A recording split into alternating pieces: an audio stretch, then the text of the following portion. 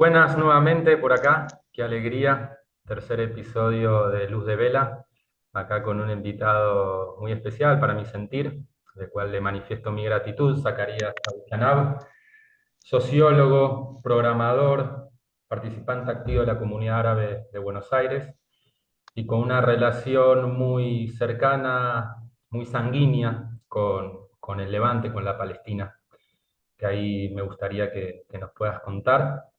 Pero bueno, antes de darte la palabra, también situar un poquito el punto de inicio, así ya le damos fluidez a la charla.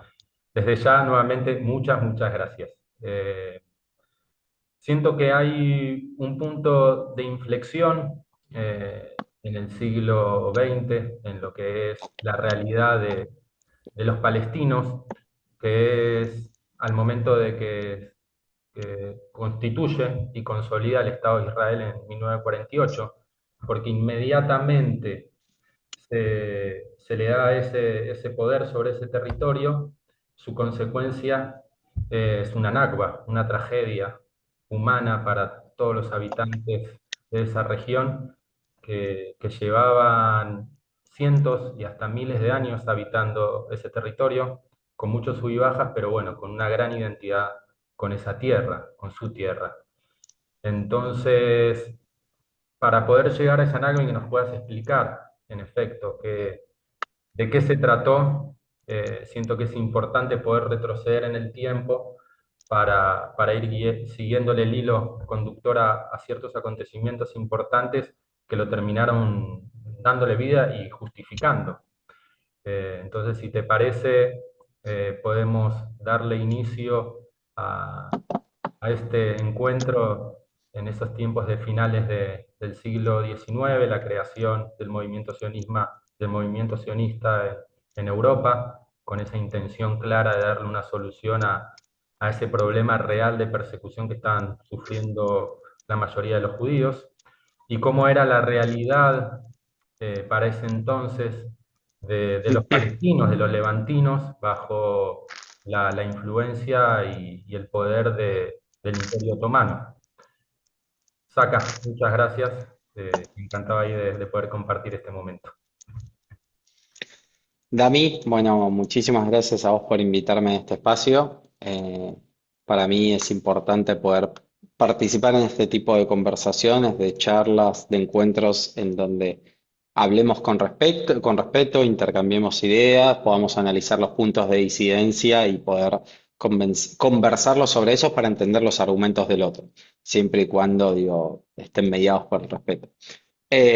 Bueno, un poco respondiendo a tu pregunta de quién soy, soy sociólogo, trabajo como programador, trabajo activamente en la comunidad árabe islámica de Buenos Aires, sí, y de Argentina en general, participando en algunas organizaciones, participando también en algunas actividades de diálogo interreligioso con otras comunidades religiosas del país, principalmente con la comunidad judía, con quien hacemos varias actividades, acciones, eventos y conversamos sobre algunos de estos puntos em, a lo largo de todos estos años.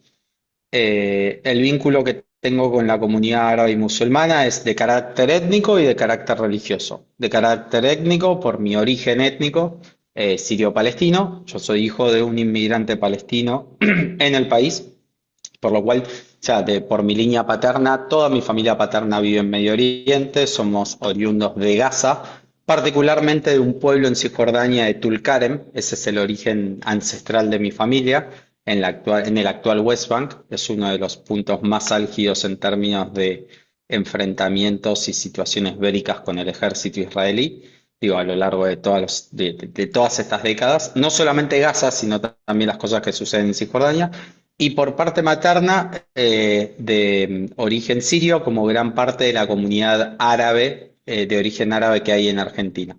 Particularmente de un pueblo en las afueras de Damasco, a una hora de distancia, que es Yabrud, que casualmente es el mismo pueblo del cual es de origen la familia Menem, de nuestro expresidente del país. Sí, sí, sí. Yabrud es un pueblo muy chiquito con mucha inmigración hacia la Argentina. De hecho, yo me crié dentro de la comunidad siria porque no hay comunidad palestina en Argentina, sino de la siria particularmente, y principalmente de la comunidad musulmana.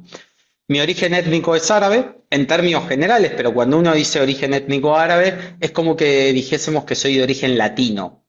Porque cuando hablamos del mundo árabe tenemos que también pensarlo como toda una región continental. Estamos hablando de 23 países diferentes con sus culturas, que comparten el idioma, sí, como a nosotros nos pasa que compartimos el idioma castellano con un colombiano, con un ecuatoriano, con un costarricense, con un mexicano. Pero culturalmente somos muchas veces muy diferentes y no tenemos nada que ver. ¿Que compartimos la religión? Sí, también. Probablemente un argentino que hable castellano, que sea católico, comparta el idioma y la religión con un colombiano, que es de tradición cristiana con alguna iglesia particular o de tradición católica dentro de las tradiciones cristianas. Pero siguen siendo muy diferentes y el parentesco que podemos sentir en algún tipo de clave, ya sea político, de afinidad social o afinidad regional, sigue siendo débil, sigue habiendo muchas diferencias. Es como, bueno, pará, un colombiano y un argentino no son lo mismo, capaz soy más parecido a un uruguayo. Bueno, en el mundo árabe pasa algo parecido. O entre un palestino y un marroquí no tienen nada que ver más allá del idioma y probablemente no se entiendan en las formas dialectales en que ellos hablan. Pero un palestino y un sirio probablemente se entiendan más, como nos pasa con un argentino y un uruguayo. Ahora, anda a decirle a un uruguayo que es argentino o anda a decirle a un argentino que es uruguayo. Bueno, eso mismo pasa cuando hablamos del mundo árabe. Eh, y entonces, por origen étnico, soy sirio-palestino, vamos a decir en términos generales árabes, pero particularmente sirio-palestino, hijo de una primera, o sea, soy primera generación de palestinos en el país, entonces mi vínculo vital con el mundo árabe y con la cuestión palestina es mucho más directo, no es tan lejano, ¿sí? Particularmente todos mis primos hermanos hablan árabe, todos mis primos hermanos viven en Medio Oriente, mis tías, mis tíos, mi abuela. Acá no tengo ningún familiar paterno. Y por origen materno, no, sí, ya una familia núcleo más grande, con tradición acá y demás cuestiones. Y después, en mi segunda característica identitaria es que soy musulmán. Es decir, que soy parte, o sea, que practico el Islam como mi religión, como mi modo de vida. Eso no lo hago por tradición, sino que lo hago por elección. Mis papás me criaron como musulmán, como habrá chicos de padres judíos o católicos que los hayan criado católicos o judíos y que después de grande eligen si quieren continuar con su tradición religiosa o no. Yo elijo continuarla porque es lo que creo, porque es lo que me hace bien, porque es mi filosofía de vida también. Y esta diferenciación entre origen étnico y elección religiosa para mí es muy importante porque en general en el sentido común de la gente se suele confundir que bueno, todos los árabes son musulmanes, todos los musulmanes son árabes y ahí hay dos diferencias importantes. El primero, el mundo árabe está compuesto por múltiples religiones, de las cuales su mayoría es la islámica. Eso es cierto, sí, pero tenés tradiciones cristianas, tradiciones judías y otro tipo de tradiciones como por ejemplo de otras minorías como los drusos, sí, que es una tradición religiosa particular que se da en la zona de Israel, Siria, el Líbano y Palestina, y creo que también parte de Turquía. Eso por un lado. Después cuando agarrás todo el grupo del mundo islámico en el mundo, solamente el 17% de los musulmanes del mundo son árabes. Es decir, que de la totalidad de los musulmanes que hay en todo el mundo, la mayoría no son árabes. La etnia mayoritaria dentro del mundo islámico es del lejano oriental, es Indonesia, que tiene 230 millones. Increíble. ¿Sí?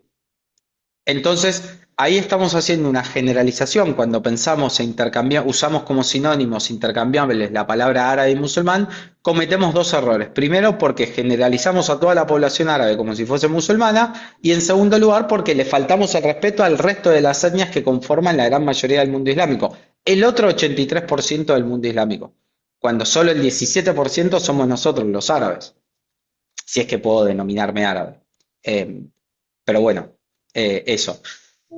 Y con respecto a mi activismo dentro de la ciudad de Buenos Aires, de Argentina, sí participo en organizaciones islámicas dentro del país, eh, mucho como te había comentado en actividades de diálogo interreligioso, porque entendemos que también son una buena forma de combatir las discriminaciones que sufren las minorías en mayor o menor medida, como pasa en el antisemitismo, como pasa con la islamofobia, principalmente también reconociendo que muchas veces ese tipo de discriminaciones son, son dos caras de la misma moneda, ¿sí? Probablemente muchas de las ideas islamofóbicas vengan de actores o sujetos que también tengan ideas antisemitas. Que es la actitud de discriminación hacia minorías la que importa y no hacia la minoría discriminada. Que es un paralelismo muy importante para pensar es, yo, si no estaríamos hablando de un doble estándar, si yo no me, si me indigno ante la islamofobia, porque soy musulmán y me siento discriminado, debería también indignarme ante el antisemitismo que sufre la comunidad judía. Porque lo que a mí me molesta es la discriminación, no la discriminación hacia una minoría particular. Clarísimo. Coincidimos plenamente. Gracias por aclarar todo esto. Em, ¿Por dónde te gustaría que empecemos a conversar sobre...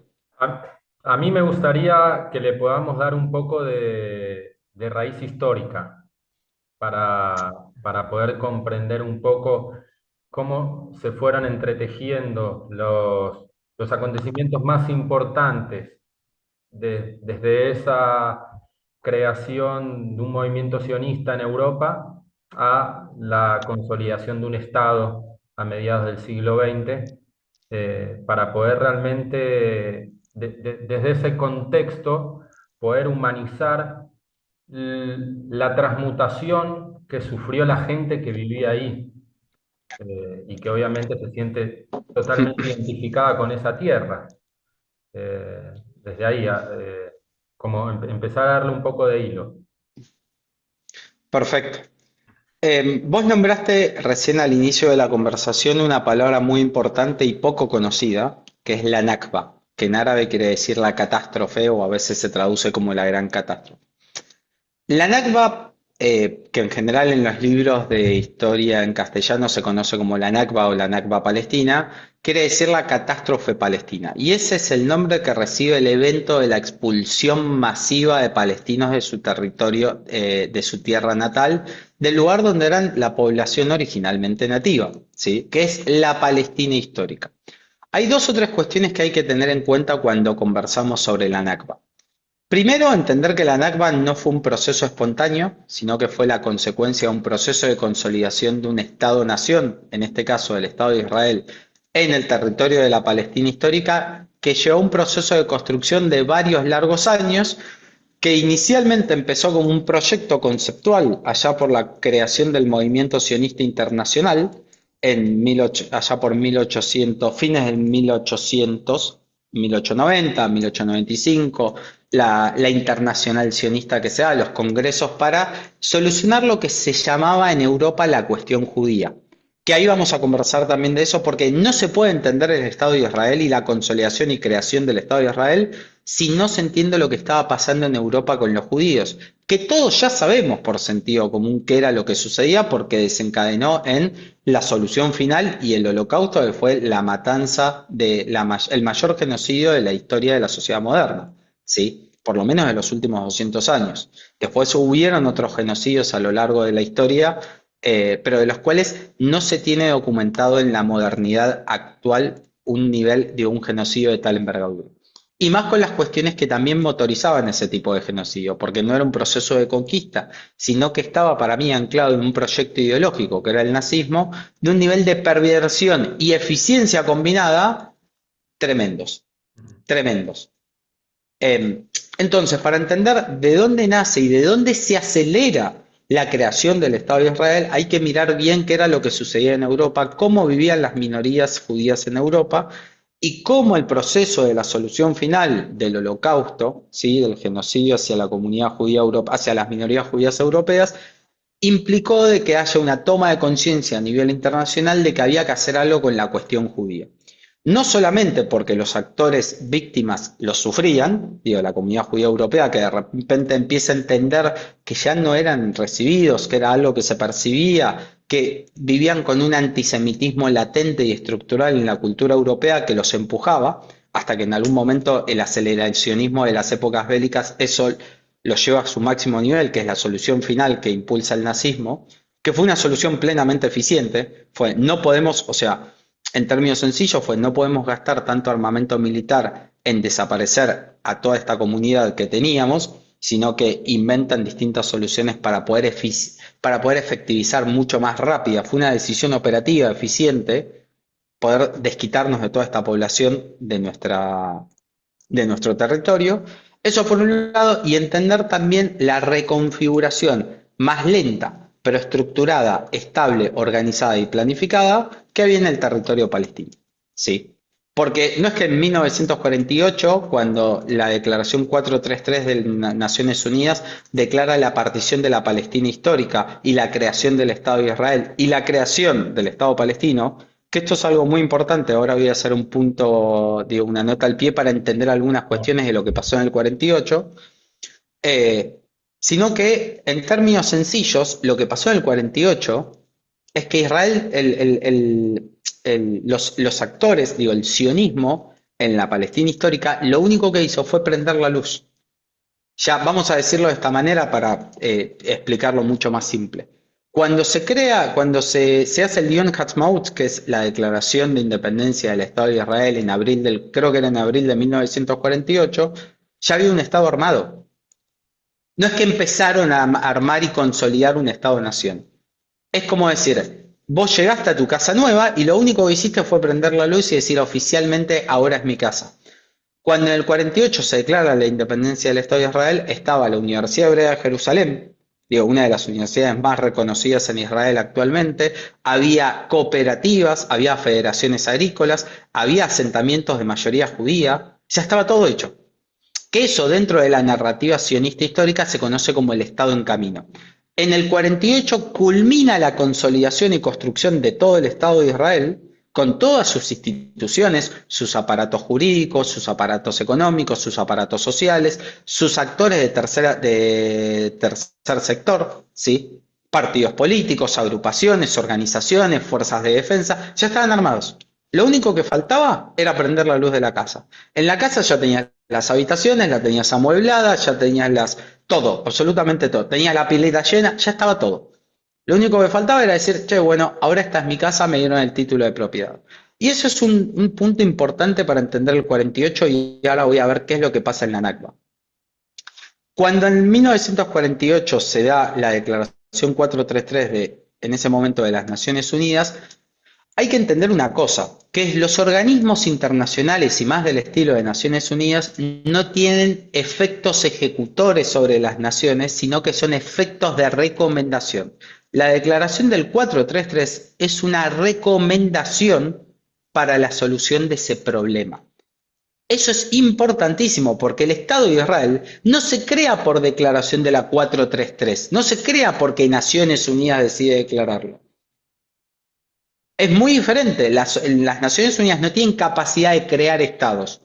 Históricamente, todos los estados que se han creado en el mundo son por soluciones de fuerza o diplomáticas entre las partes, no por un consorcio internacional. Y la Declaración 433 de Naciones Unidas decía que se repartía el territorio en dos estados con Jerusalén como capital internacional, vedada y controlada internacionalmente. ¿Por qué? Porque era una ciudad multiétnica, multirreligiosa y demás cuestiones, que tiene dos cuestiones. Por un lado, aproximadamente el 55% iba hacia el territorio israelí de la Palestina histórica y el 45-46%, no recuerdo bien, iba al territorio palestino. Israel acepta. El sionismo, los movimientos sionistas aceptan esa declaración y dicen, listo, genial. ¿Por qué? Porque en la lógica era de tener nada a tener algo, lo acepto. Perfecto. ¿Quiénes son los que rechazan? Que esto es en general uno de los argumentos retóricos más importantes por los cuales las posiciones sionistas dicen ellos nunca estuvieron a colaborar. Los árabes. ¿Quiénes son los árabes? En línea con lo que estábamos conversando antes, en ese momento podemos hablar de los protoestados árabes o de los reinos árabes que estaban emergiendo. Pero ¿quiénes particularmente son que rechazan esa declaración de partición de Palestina? Egipto, el reino de Transjordania, Siria. ¿Por qué lo rechazan? Porque había intereses nacionales y estatales de ellos de quedarse con ese territorio. eran territorios en disputa que se estaban reconfigurando previo a la reconfiguración de Medio Oriente por el Tratado Sykes-Picot ya por 1918 en el escenario de posguerra en la Primera Guerra Mundial, pero dijeron, no, pará, ¿por qué Jordania rechaza eso? Porque en ese momento el rey jordano no era el rey de Jordania, era el rey de Transjordania, que involucraba el territorio jordano actual, parte del territorio cisjordano actual y parte de Jerusalén. No lo rechaza por solidaridad con los palestinos. Egipto, ¿por qué lo rechaza también? Porque Egipto podía administrar militar y administrativamente Gaza, militar y estatalmente Gaza. ¿Por qué lo rechaza Siria, el Golán y todos los territorios colindantes? Entonces, no era por reconocimiento de la creación de un Estado palestino. Si me permitís una hipótesis bastante arriesgada es, los estados árabes no solo rechazan la declaración 433 por la creación del Estado de Israel, sino por la creación del Estado palestino. Los estados árabes dijeron, no, no, para acá no se va a crear ninguna de estas dos cosas.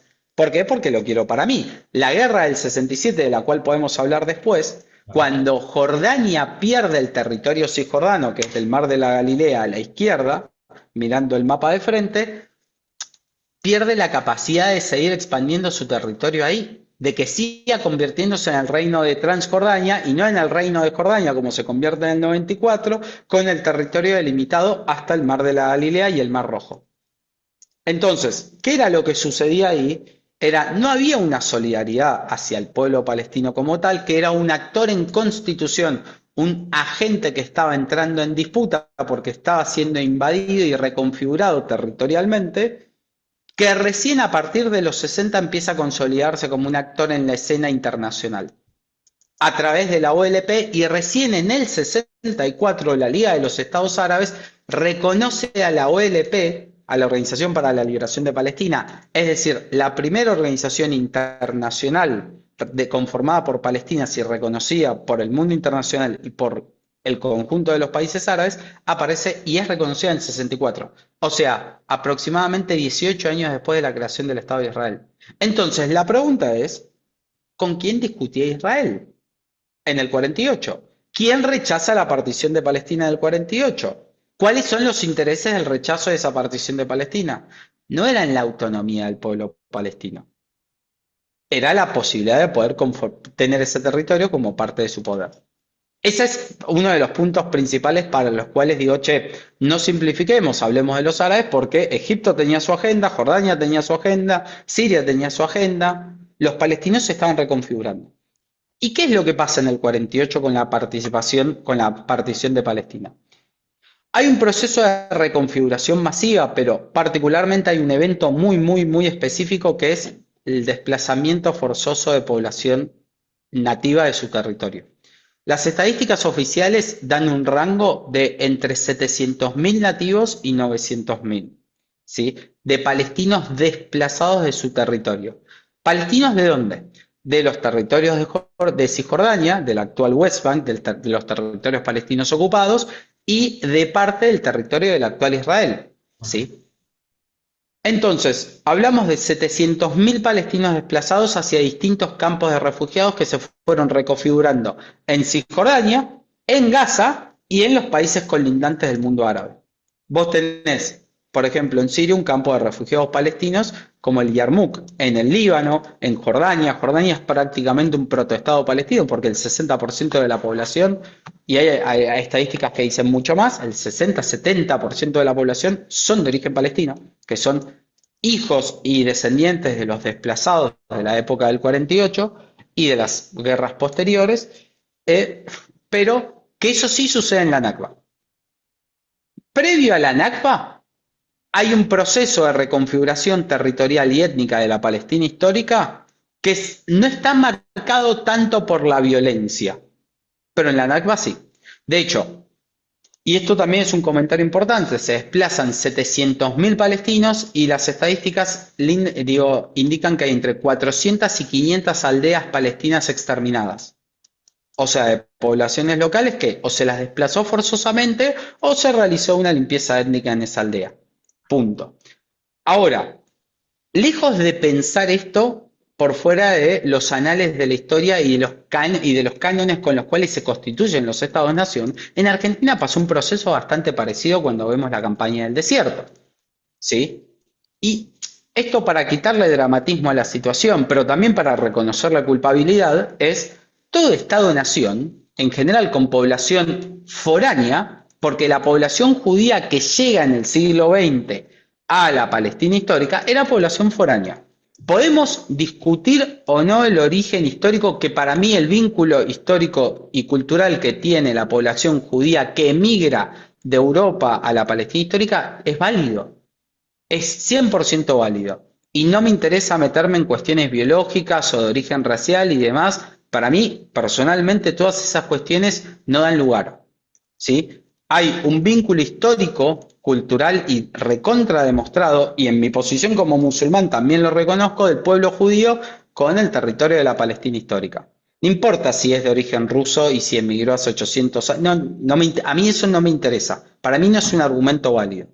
Lo que sí es importante es reconocer que había un pueblo, aproximadamente casi 2 millones de población nativa, local, autóctona, viviendo ahí.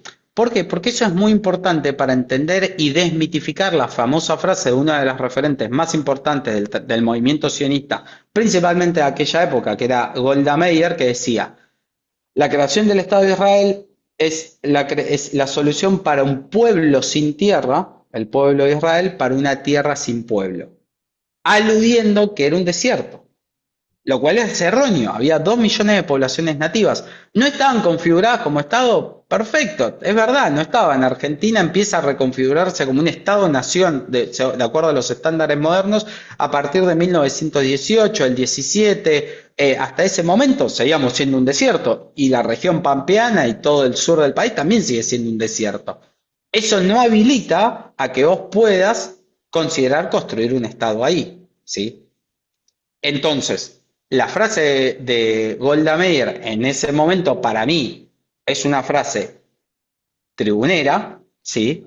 Sin quitarle mérito pero sí, Sí, está sí, claro, que servía también para poder motorizar la idea de la creación de un Estado, y principalmente al segundo punto que quiero ir ahora, que es a solucionar la cuestión judía en Europa, que era un problema y que desencadenó en el genocidio moderno más potente de la historia de los últimos 200 años. En términos no capaz de cantidad, digo, de las 6 millones de personas asesinadas por ser judíos, pero sí por el plan que se orquestó y por el motivo por el cual se hizo. Porque en las dos guerras mundiales, en la Primera y Segunda Guerra Mundial, murieron mayor cantidad que la cantidad de judíos que murieron solo por el Holocausto. Perfecto, pero murieron producto de un enfrentamiento bélico.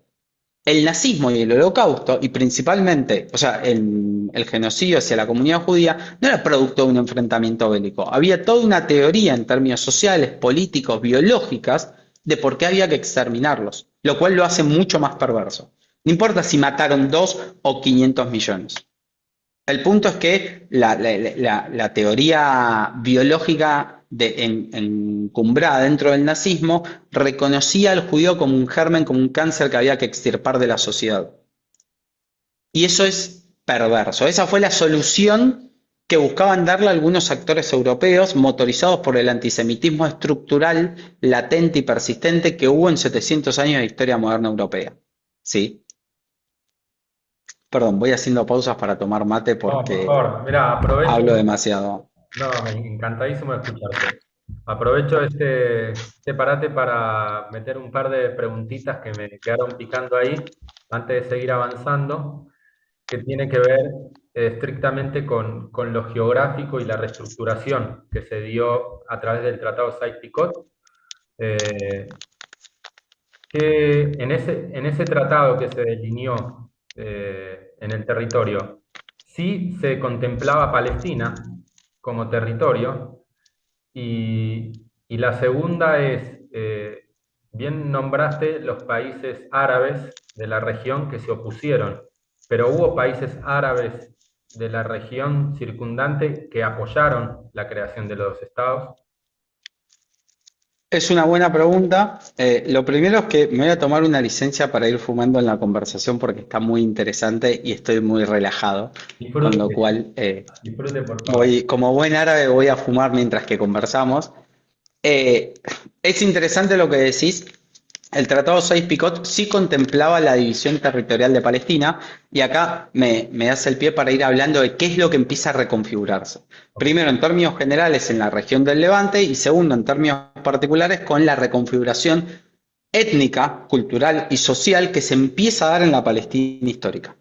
El Tratado de Sykes-Picot, después del escenario de posguerra, lo que hace es básicamente el canciller británico y el canciller francés decir, esto que estaba bajo dominio otomano, que después de la Primera Guerra Mundial el Imperio Otomano se disuelve y que la región del Levante era un protectorado del Imperio Otomano, no lo vamos a dividir.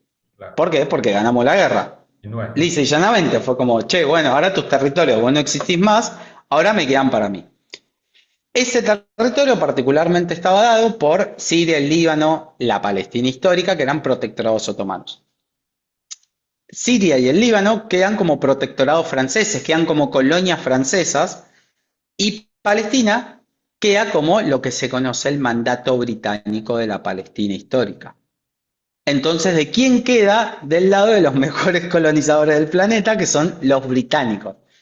Y como se vio en todos los escenarios en los cuales los británicos fueron colonialistas, donde fueron los regentes de la tierra, los británicos siempre juegan para los británicos. Y eso es importantísimo para entender las relaciones que tuvieron con los distintos actores en disputa. Porque con la población nativa palestina hablaban y les prometían unas cosas, y con la población israelí, no, sionista, judía, emigrante de Europa, hablaban y les prometían otras cosas. Y muchas de esas veces, probablemente la gran mayoría de esas veces, eran posiciones contrapuestas.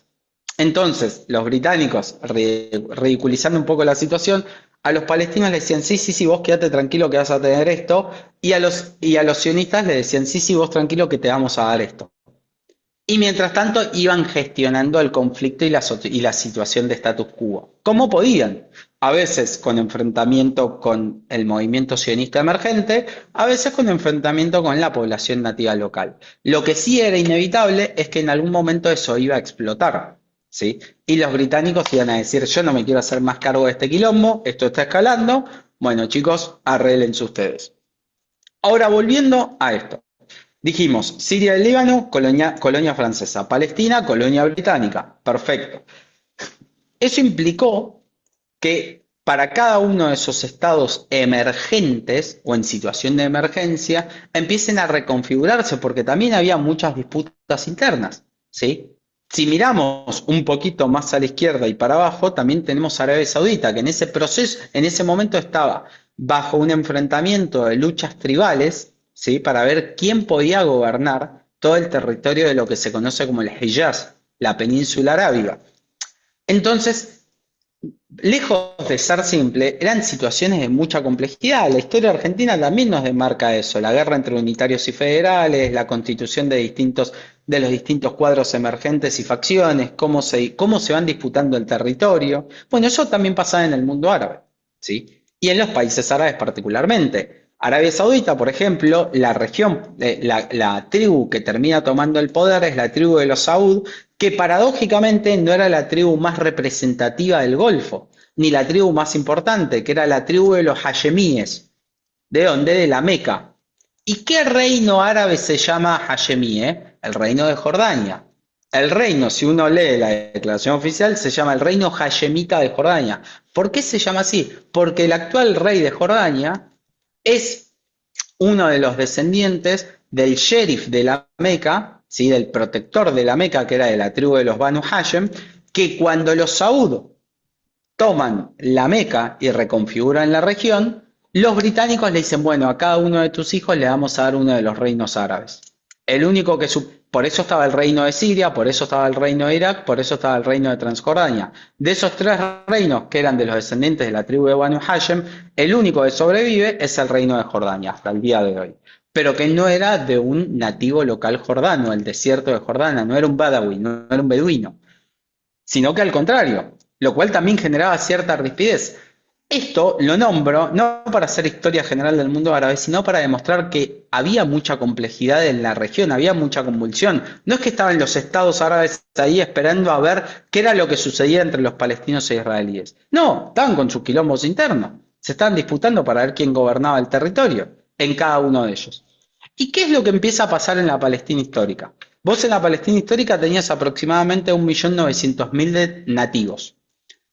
Llamémoslo palestino circunstancialmente hablando, porque también está la discusión de si había una identidad palestina o no. Lo que sí es cierto es que el territorio se llamaba Palestina. En términos demográficos, en términos territoriales, en términos comerciales, se encuentran documentos. No importa, ¿había o no una identidad palestina? ¿Había o no una identidad argentina en 1880, en 1860, en 1850, en 1776? No lo sé. Ese es el punto. No, bueno, no existen, son un invento moderno, que esto, que el otro. Pues no lo sé. No lo sé. Pero que hay documentos históricos que hablan del lugar como Palestina y en general se habla que el nombre en castellano es Palestina y en inglés es Palestine, pero en árabe, ¿sabes cómo es? Filistín, Sí. con F. Ajá. ¿Y a qué nombre bíblico nos hace acordar la palabra Filistín? A los filisteos. Entonces, llamémoslo palestino, filisteo, filistín, como se dice en árabe, como quieras, pero había un nombre, porque en general los argumentos sionistas poco bien argumentados dicen, bueno, es un invento moderno, en realidad eran otros árabes que emigraron. Había 1.900.000 personas, había 2 millones de nativos viviendo en esa población. ¿De qué origen? Árabe, sí, por supuesto. ¿De qué religión? Musulmanes, cristianos y judíos. ¿Se sentían palestinos? Probablemente no. Yo no sé si en 1880 había un nativo acá que diga, no, sí, sí, yo soy argentino, tomo mate, soy hincha de Boca. No, como toda constitución identitaria de un proceso de Estado-Nación moderno, es algo que va llevando tiempo. De hecho, en los planes de consolidación de la identidad argentina, Leopoldo Lugones en 1918 dice, tenemos un crisol de raza al impresionante. Acá hay que normalizar y crear la identidad argentina. Entonces la identidad argentina, tal como la conocemos hoy en día, probablemente no tenga más de 100 años. ¿Por qué validamos la identidad argentina y no como un proceso de construcción histórico moderno y no la identidad, por ejemplo, de la cuestión palestina? Y lo mismo digo para la identidad israelí. Es como, ¿por qué no validamos el proceso de construcción histórico moderna del sujeto israelí como aquel ciudadano del Estado-Nación de Israel que se consolidó por la fuerza como tal? Que es verdad, hace 100 años no existía. Bueno, hace 100 años tampoco existía la identidad argentina como tal. Por eso se hacen las escuelas normales. ¿Para qué? Para consolidar y estandarizar un proceso de identidad local nacional.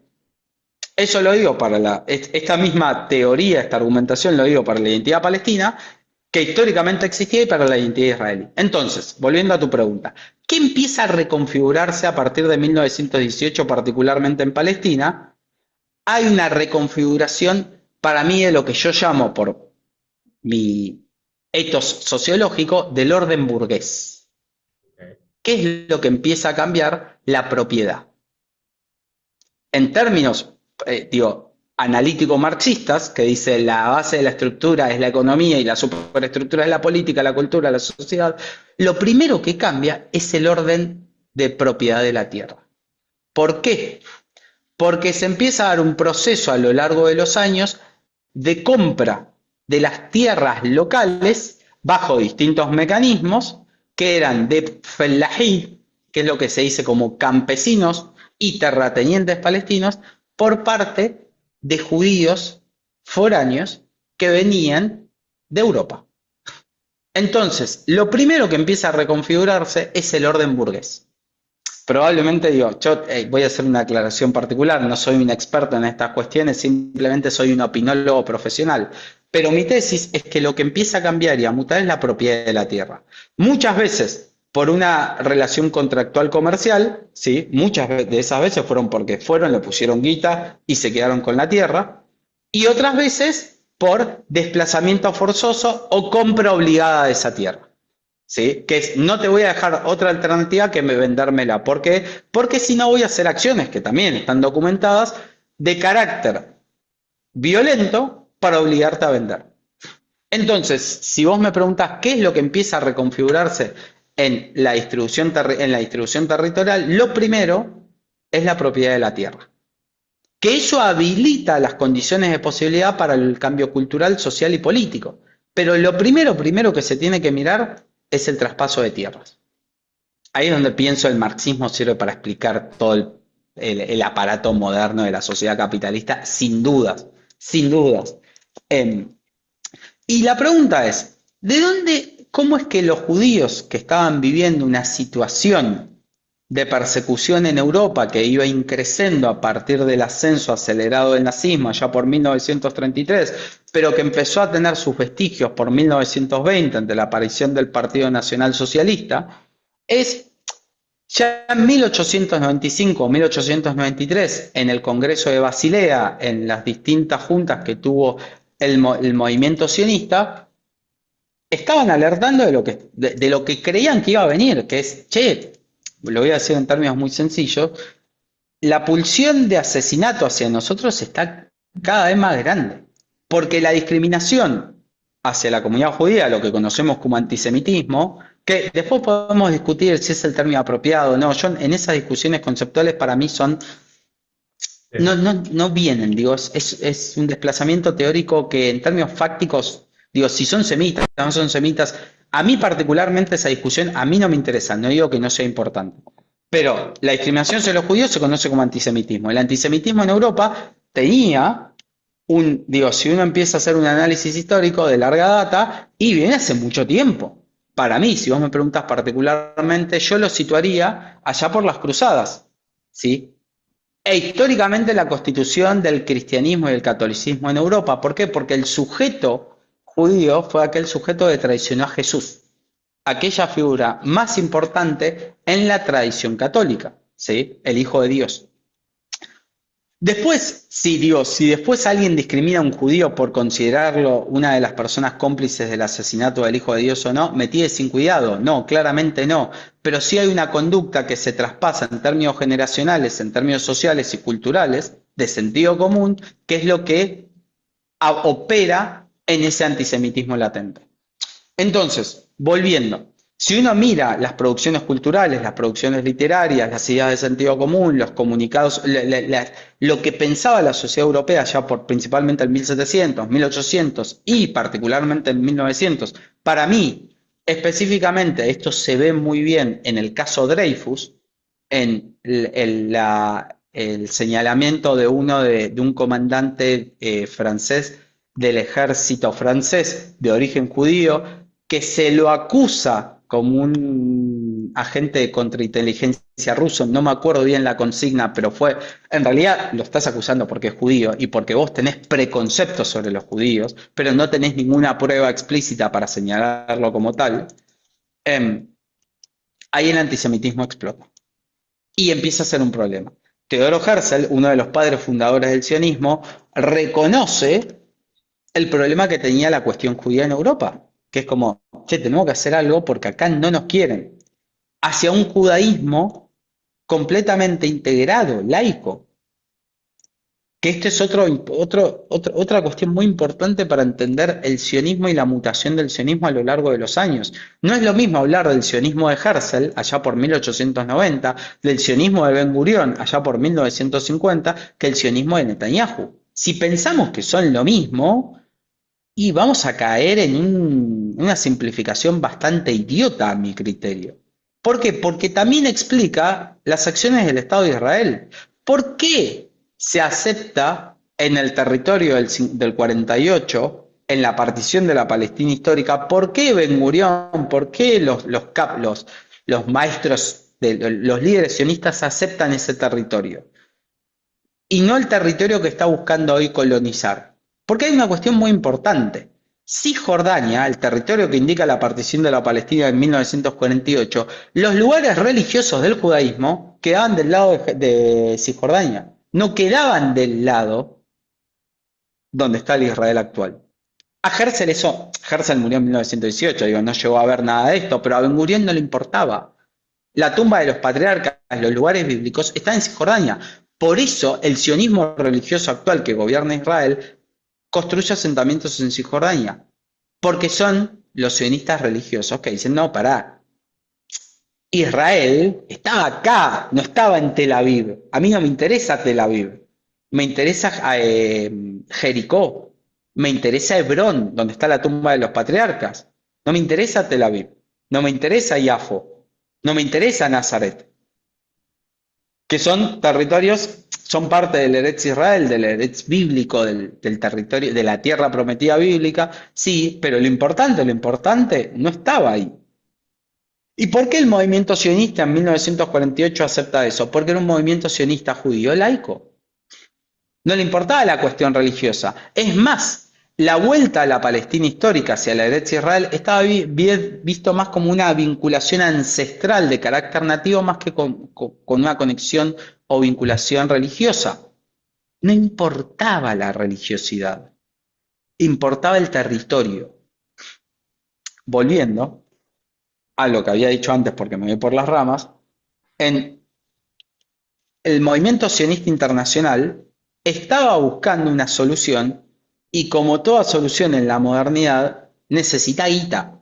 Entonces empezaron a hacer una campaña de fundraising enorme para la compra de tierras. El Fondo Nacional Judío, no me acuerdo, o el Fondo Monetario, no me acuerdo ahora el término exacto, fue una de las principales organizaciones internacionales dentro del movimiento sionista que se encarga de la recaudación de fondos para la compra de tierras palestinas que fueron, muchas de ellas, digo, fueron compras lícitas, contractuales, normales, muchas de ellas de todo el conjunto total también fueron violentas y otras fueron de carácter ya violentos que fueron traspasando las etapas.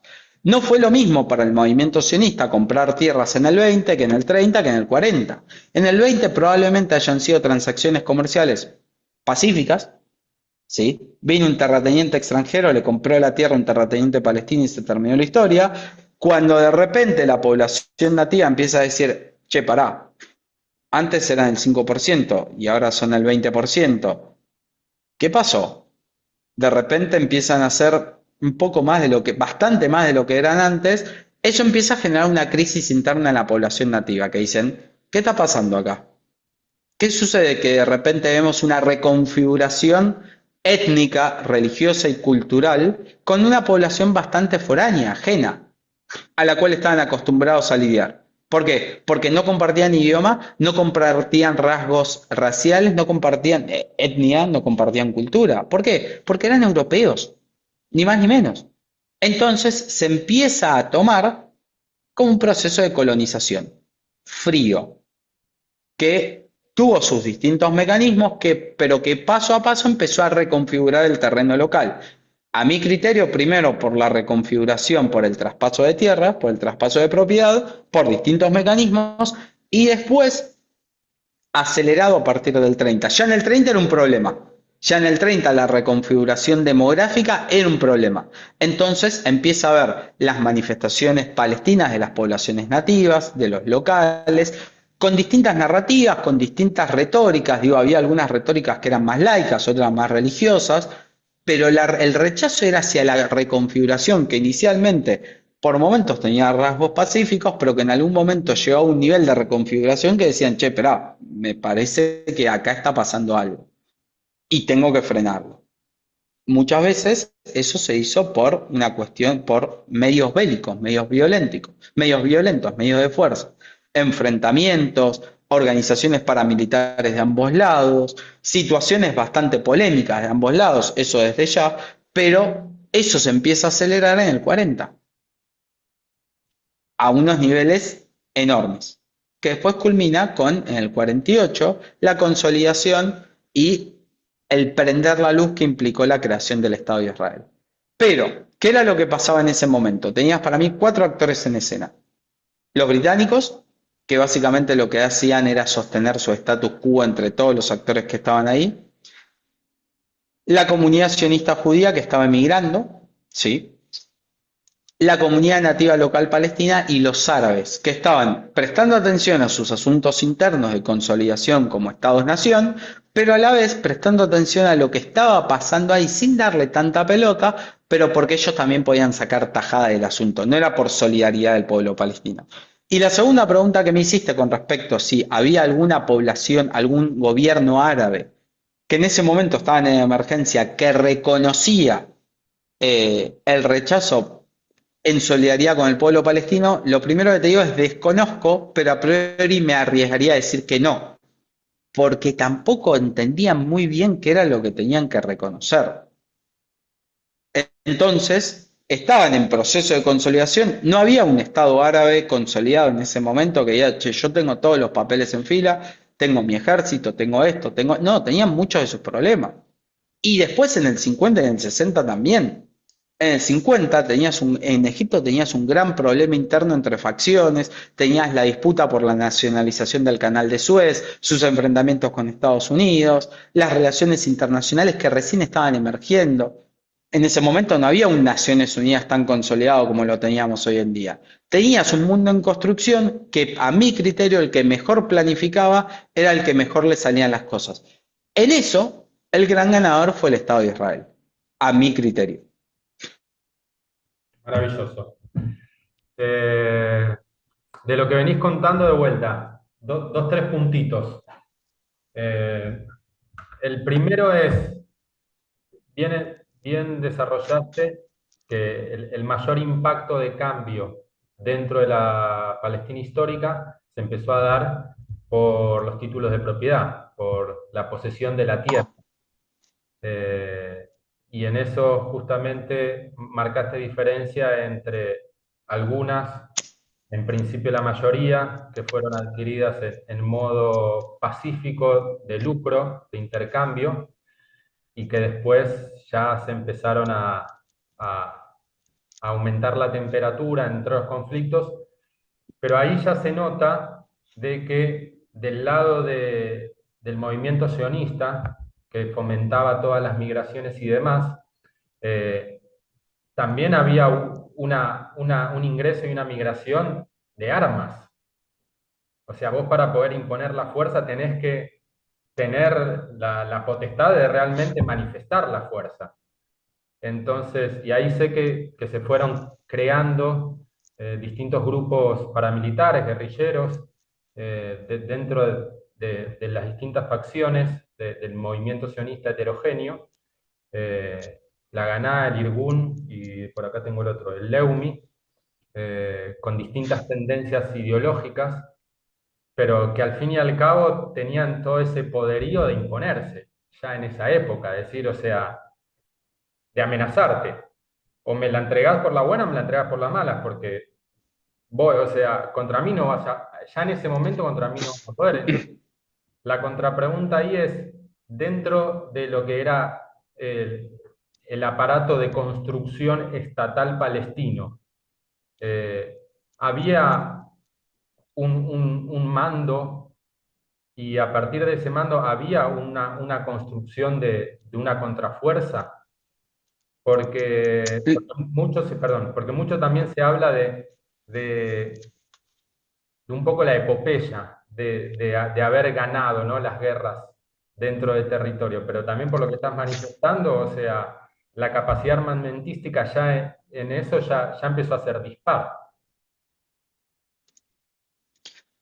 El punto que planteas es muy interesante y lo voy a vincular con distintos aspectos que te resaltaba antes para ver la reconfiguración del territorio del 20, 30, 40. Durante el 20 predominaron más el traspaso de tierras por características comerciales, ¿sí? Cuando eso empieza a reconfigurarse a niveles en donde impacta en el escenario etnográfico, social y comercial, porque de repente la población judía foránea empieza a tener mayor capacidad de lucro, empieza a tener sus escuelas, la población nativa se empieza a alertar y empieza a ver estos enfrentamientos militares, bélicos. La comunidad judía, estoy haciendo una generalización absurda, pero vamos a decir, las comunidades judías foráneas que estaban empezando a mirar a Palestina, también empiezan a armarse, ¿sí? Y ahí empieza, a partir de esto, digo, voy a decir cosas poco precisas porque no soy un experto en historia de esa época, pero sí, por distintas fuentes que he leído, sí empieza a haber traspasos forzosos, tanto de tierra. No sé, creo que no se da tan previo al 30 procesos de limpieza étnica de aldeas. Pero vos para tener una capacidad de desplazamiento de 700.000 nativos locales, de borrar del mapa 400 aldeas como lo hiciste en el periodo del 48, que fue, si comparamos con la conformación de otros estados y naciones, fue un proceso hiper eficiente, rápido, no es que duró 10 años, ¿sí? Como las campañas del desierto acá, que duraron sus años, que se fueron repitiendo y demás, sino que fue cuasi quirúrgico. Vos ya tenías que tener una capacidad militar instalada.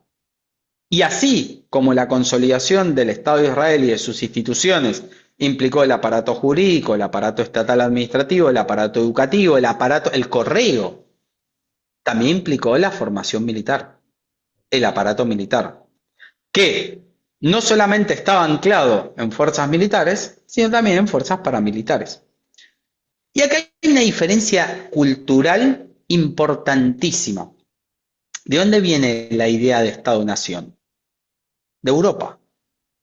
¿De dónde vienen las ideas modernas que tenemos de las instituciones y demás? De Europa. O sea, son parte de la tradición iluminista europea que aparece con la Revolución Francesa, la Revolución Industrial y demás. ¿Quiénes tenían conciencia de eso? ¿Los nativos locales? ¿Los palestinos que estaban ahí? No importa de qué religión. No, Absoluto. los foráneos. Los foráneos que ya venían con todas esas ideas, que a mi criterio, y ya venían con experiencia, tanto en formación educativa como en formación cultural. No digo que sea ni mejor ni peor, ¿sí? No, en algún punto lo estoy relativizando, pero tenían ese conocimiento. ¿En dónde lo tenían también particularmente? En la destreza militar, que a mi criterio, para mí, es esa trazabilidad histórica del conocimiento, esa praxis aprendida durante las experiencias de qué, de guerra, de posguerra, principalmente de la Primera Guerra, de los enfrentamientos, ya el proceso que se estaba dando en la región del Levante, ya en Europa se había dado, ya tenías estados consolidados, ya tenías ejércitos. Sin ir más lejos, el caso Dreyfus, estamos hablando de la acusación de un judío que era un alto rango, un sargento del ejército francés. Entonces había un conocimiento adquirido de cómo hacer la guerra, de cómo conquistar, de cómo organizar y crear un Estado, que unos lo tenían y los otros no.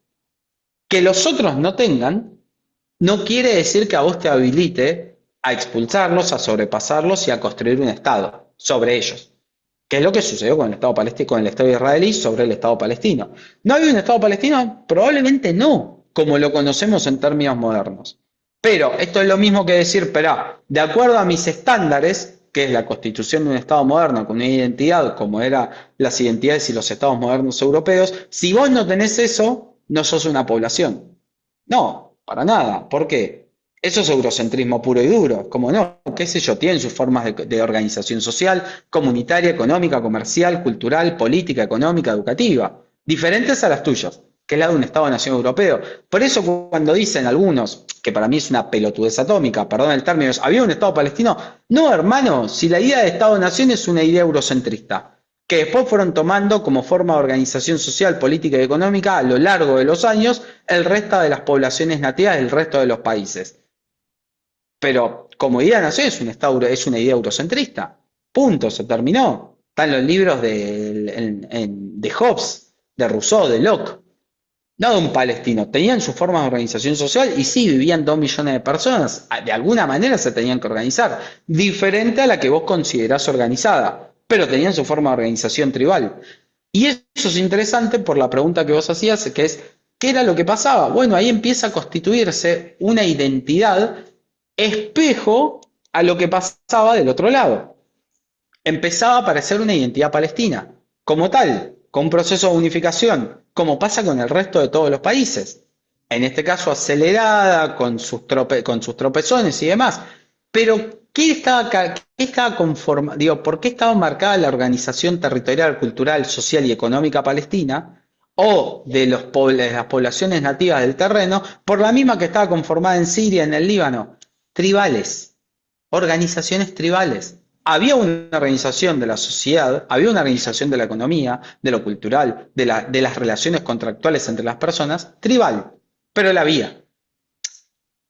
Y vamos un paso para atrás, había población que se organizaba a su manera, pero la había.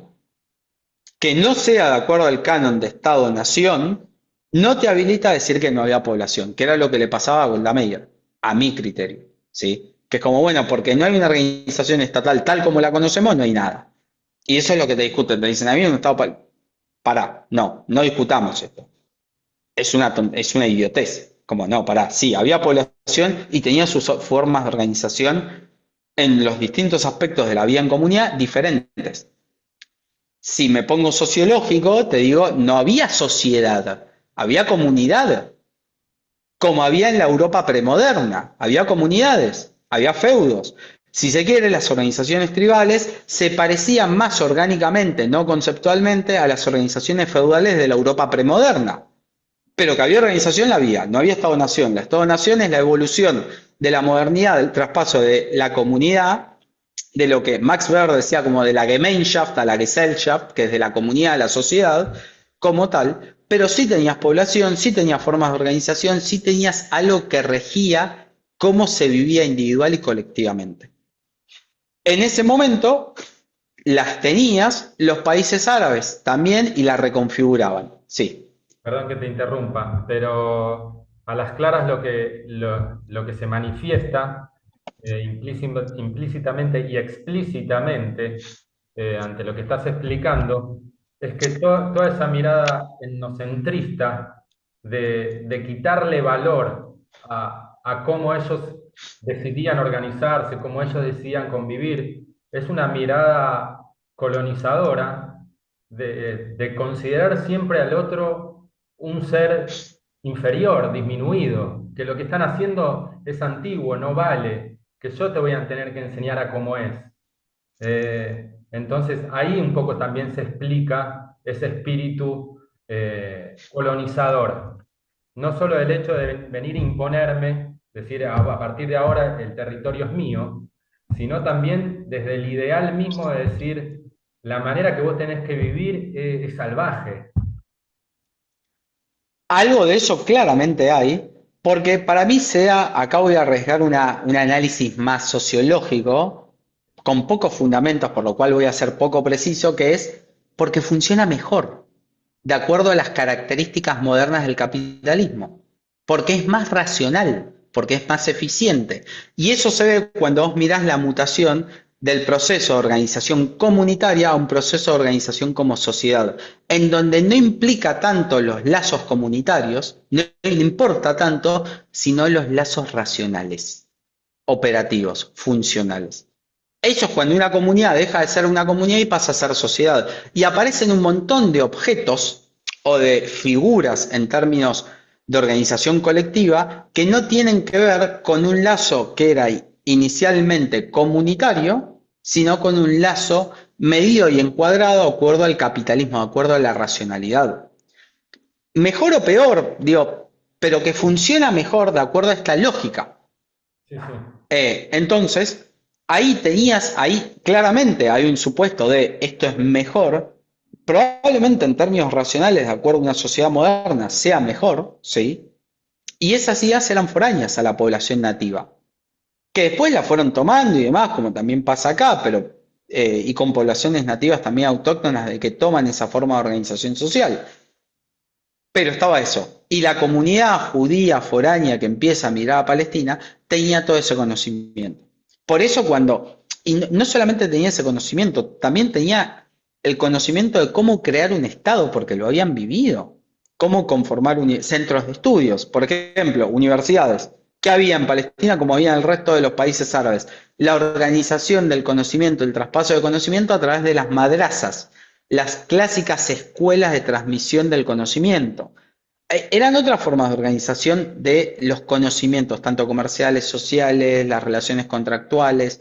Y también una cuestión muy importante, además del carácter tribal que tenía esa forma de organización, que es el carácter religioso. Porque cada una de esas minorías tenían su forma de organización propia, autonómica al resto. Entonces, una cosa era lidiar con las tribus cristianas, otra cosa era lidiar con las tribus musulmanas, otra cosa era lidiar con las tribus judías locales, que probablemente ellos tenían su autonomía para organizar las cuestiones que correspondían a su comunidad. Eso En Europa ya no estaba. Vos en Europa tenías sociedades, no tenías comunidades. En términos generales, digo, después había minorías, todo lo que quieras, pero es como, no, pará, vos sos ciudadano de esta sociedad, de este Estado. Y Sos miembro de una comunidad, pero eso que antes estaba en primer plano, ahora pasa a estar en segundo plano. Perdón. no, por favor, que algo más para agregar que me fue sucediendo mientras explicabas todo esto, es que cuando se empiezan a desarrollar todas estas distintas olas migratorias, desde Europa a la Palestina histórica, eh, todas empezaron a aglomerar en los kibutzim mayormente, que es una forma organizativa mucho más que se asemeja al comunismo, al socialismo, a esta manera de me atrinchero y es todo puertas adentro. Y obviamente que siento que ahí es donde también se fue generando un conflicto en el vínculo, porque es, o sea, sos extranjero, sos bienvenido, querés vivir acá, eh, hacele. O sea, espacio para vos hay. Tenés esas intenciones y venís de un lugar en donde te están maltratando, es una buena disposición, ¿no? Del local. Pero ver que los otros no tenían ninguna intención de vínculo, de decir, o sea, yo me voy a desarrollar dentro de mis trincheras y con vos no quiero saber nada. A lo sumo algo comercial, no sé cómo se desarrollaba, pero digo, esa postura también es una postura de no, que niega la integración, niega la posibilidad de, bueno, o sea, yo vengo a tu tierra, te reconozco y construimos. Hasta agradecido intento adaptarme.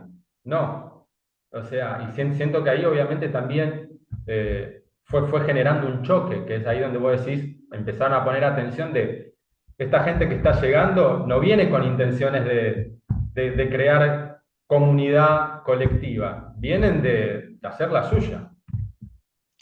Mira, eso que nombrás es interesante porque también va en línea con lo que conversábamos de ideas foráneas.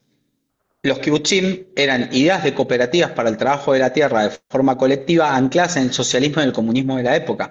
Hasta incluso traían ideas contrapuestas entre ellos, porque del otro lado tenías terratenientes capitalistas que buscaban hacer negocios al mejor estilo liberal capitalista, económicos y para la adquisición de plusvalor, y después tenías poblaciones que decían, no, vamos a hacer un trabajo cooperativo y colectivista de la tierra.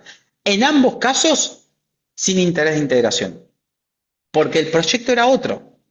Es Ajá. como, bueno, qué sé yo, a mí no me importa. Acá, y acá lo estoy diciendo como opinólogo, digo, probablemente haya sido así.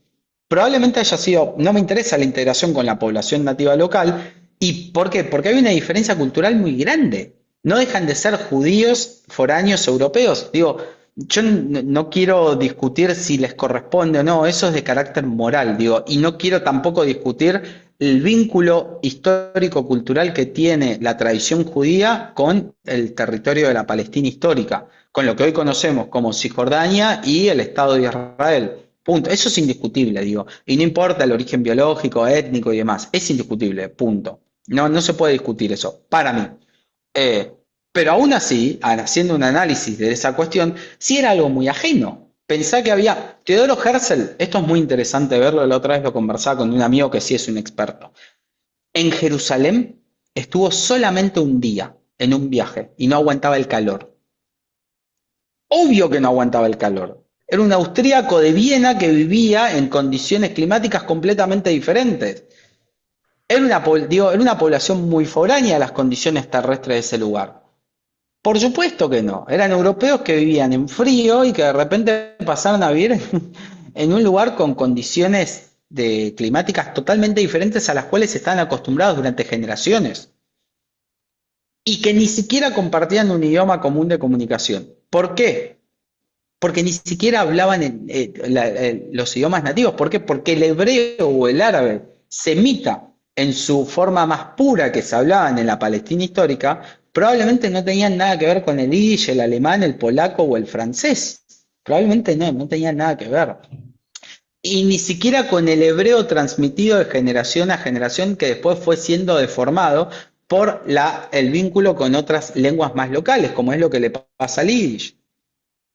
Entonces, no había puntos de contacto, no lo había. De hecho, las poblaciones judías nativas que estaban en la región sentían más afinidad con las poblaciones nativas musulmanas, cristianas. ¿Por qué? Y primero porque habían vivido toda su vida ahí, que con los judíos ashkenazíes foráneos. Estoy haciendo una descripción, no estoy haciendo una categoría, una caracterización moral o ética. Es como, bueno, no, sí, son dos poblaciones diferentes. Herzl vivió un día, estuvo un solo día en Jerusalén. Es decir, el padre del sionismo moderno, tal cual lo conocemos, que tuvo la idea de crear un hogar nacional judío, solamente aguantó un día en Jerusalén, porque no se bancaba el calor, dicen las malas lenguas. Lo Con mala entiendo, suerte, le obvio, tocó un día de mucho calor. claro, pero está bien, era un clima bastante hostil para lo que venía acostumbrado. De hecho, tengo recuerdos eh, tengo amigos de tradición judía, de familia judía polaca que deciden emigrar a Argentina y demás, que en ese momento a su bisabuelo o abuelo les fue dada la posibilidad de ir a lo que era el emergente Estado de Israel, y la abuela o el abuelo contestaba, decía, ¿para qué? Al desierto. Porque en términos climáticos, territoriales, no deja de ser un desierto, con población nativa, pero es un desierto, con calores extremos, no es Suiza, no, no lo es, lleno de arbolitos, de montañas, de acantilados, de los Alpes, no, como no, pará, es el desierto, ¿para qué queremos ir al desierto? No, déjame acá, gracias. Sí, Em, hasta, perdón que meta un bocado que también es parte de mi historia. O gran parte de las migraciones europeas que escapaban de lo que era toda esa persecución, intentaban migrar para América. O sea, mis abuelos maternos querían ir a Estados Unidos primero. Cuando se les negó eso, terminaron cayendo en el puerto de Buenos Aires. Veían como mucho más fructífero y esperanzador para esa vida que estaban sufriendo, migrar hasta estas tierras totalmente lejanas, que apuntarle a Medio Oriente. lo cual tiene mucho sentido. Oh, ¿Para qué claro, te va a hacer un desierto? ¿Qué? claro, por supuesto.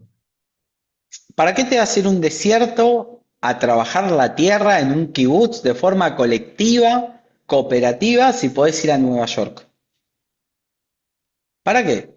Que encima, porque esta es otra cuestión, no estaba, como decíamos, si nosotros situamos históricamente al sionismo de esa época, el sionismo no estaba anclado en un discurso religioso.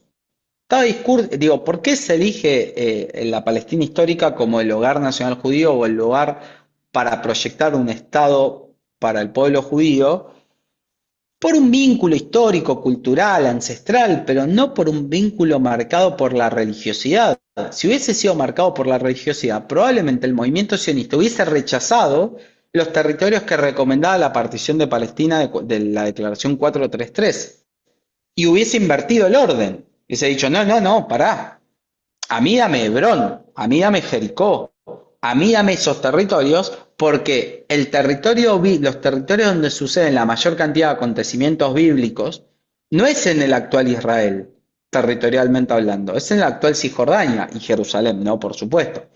Pero es como, no, pará. Por eso el movimiento sionista y los referentes del movimiento sionista de esa época aceptan esa partición de la Palestina histórica y aceptan el gobierno internacional de Jerusalén.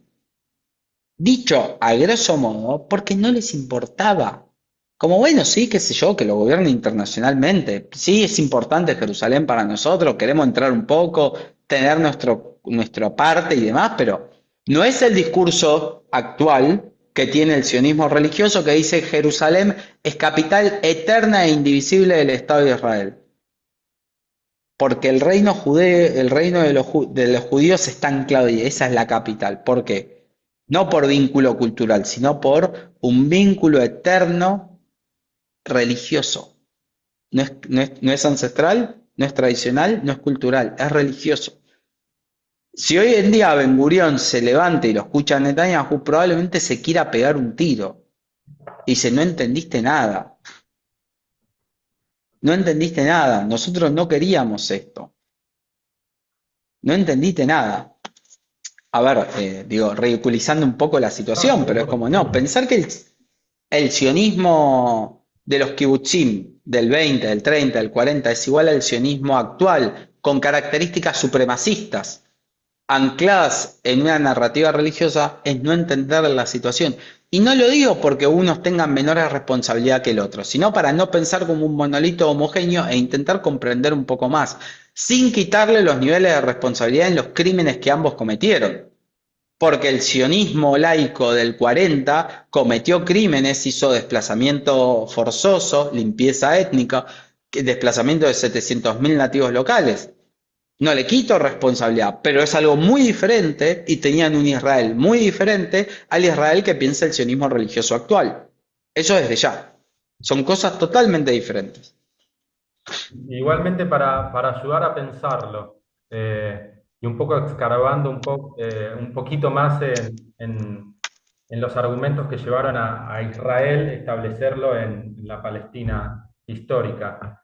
Hay una cuestión geopolítica, hay un interés de la Gran Bretaña de poder tener ahí un enclave propio. Entonces, bueno, o sea, no me puedo hacer cargo yo, pero está generándose todo este movimiento. Al fin y al cabo son capitales míos que también lo están financiando. Todo lo que se ve alrededor, en principio, no son grandes aliados. Entonces, en este que vos hablabas de jugaban con un mensaje para los palestinos y jugaban con otro mensaje para los judíos que se venían asentando, al fin y al cabo creo que le decían más la verdad a los judíos que a los palestinos en sus intereses, y esta diferenciación también religiosa de aquella época de Ben Gurión y de Herzl, totalmente laica, hoy quizás también es una manera de ese interés colonialista de esa versión a lo sumo, que se podría hablar de esa gran Israel, decir, bueno, en ese momento acepté la mitad, pero en verdad mi interés es tener todo. Entonces, ahora la parte más religiosa me sirve para poder justificar seguir avanzando. Bueno, eso es interesante. Ahí yo no tengo tan claro el panorama, pero sí algunas ideas que corresponden a, por un lado, cuál era el vínculo del sionismo con respecto a actores internacionales y para quién jugaba. Y si eso contribuyó a que ganaran o no, o a que sean más fuertes o no, con respecto eh, a a las guerras que estaba enfrentando Israel en ese momento. Yo, por las pocas fuentes que sé y las ideas que pude elaborar, es que Israel hasta el 67 no tuvo ningún aliado fuerte e inquebrantable a nivel internacional de los actores de poder en términos de Estado-Nación que le haya dado un respaldo indiscutido. Ni siquiera, es más, si uno mira la historia del sionismo con respecto a Gran Bretaña e Inglaterra, es bastante conflictiva. De hecho, en el imaginario colectivo del sionismo, un poco los odian a los ingleses, porque los ingleses no jugaron a full con ellos. Yo creo, y no le quiero quitar mérito, es que fue la inteligencia del sionismo que venía con el conocimiento adquirido de Europa que, no, que logró tener supremacía militar rápidamente en el territorio. Después del 67 es cuando empieza a construir un vínculo no inquebrantable, porque para mí también es una mala lectura, con Estados Unidos. Hasta el 67 yo me animaría a decir que desde el 48 hasta el 67, es decir, desde el Yom Ha'atzmaut, desde la declaración de independencia del Estado de Israel hasta la guerra de los 6 días del 67, para mí el mérito es de la audacia del sionismo ya anclado en el territorio. No tanto por el respaldo, pero ¿sabes por qué, Damián? Porque eso se ve, primero, por un conocimiento, una planificación, una idea de Estado-Nación más organizada, más eficiente, más racional que el resto de sus vecinos. Israel entiende muy rápidamente que la capacidad militar para poder doblegar a sus vecinos era por el gobierno de los cielos, es decir, por desarrollar fuerza aérea, no era por el enfrentamiento territorial. Los ejércitos árabes no lo tenían tan claro eso. De hecho, ¿por qué Israel gana la guerra del 67? Si uno hace un análisis militar y de política bélica de qué es lo que sucedió en el 67. Porque Israel lo que hizo fue doblegar y tener la soberanía total de la guerra aérea. En ese momento el ejército más poderoso de los estados árabes era el ejército egipcio. Nasser, que era el presidente de esa época, que se venía consolidando con el 50 y pico, Nasser era también un estratega militar, un coronel, como podríamos pensarlo a Nasser como el Perón de Egipto. Entiende que tenía que tener un ejército fuerte y había una tradición de organización muy fuerte en Egipto en términos militares. Nasser empieza a crear un ejército árabe muy fuerte, con desarrollo territorial, con desarrollo naval, la expropiación del canal de Suez para tener el control de ese lugar de mucho interés geopolítico, construye una fuerza aérea muy fuerte. ¿Por qué Israel gana tan rápido en el 67? Es mentira que los países árabes atacan a Israel e Israel responde. Eso es una mentira total, digo, en cualquier libro de historia está. Israel es el primero que contraataca. ¿Y qué es lo que hace?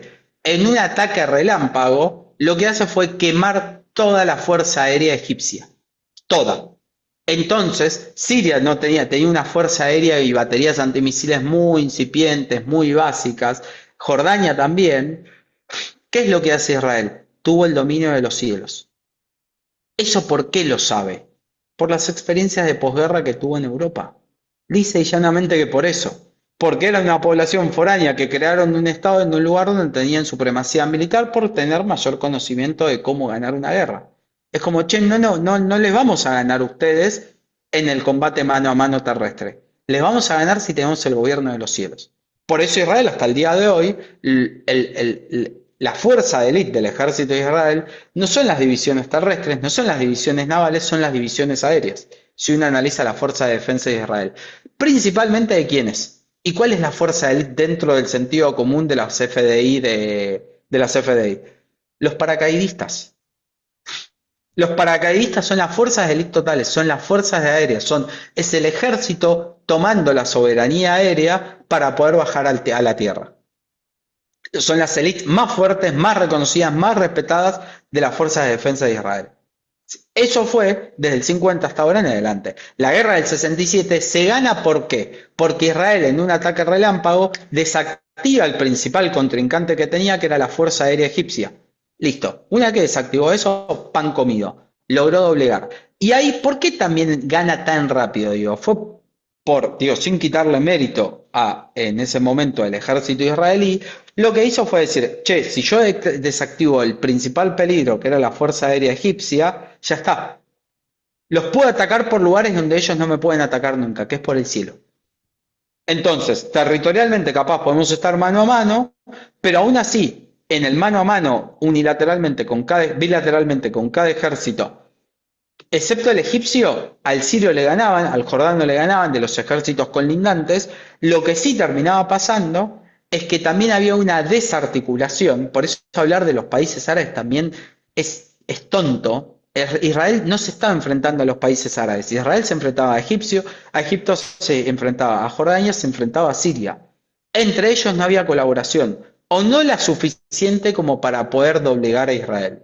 ¿Sí? De hecho, parte de eso eran las desconexiones que había entre los ejércitos colindantes para poder hacer un ataque orquestado como tal. ¿Sí?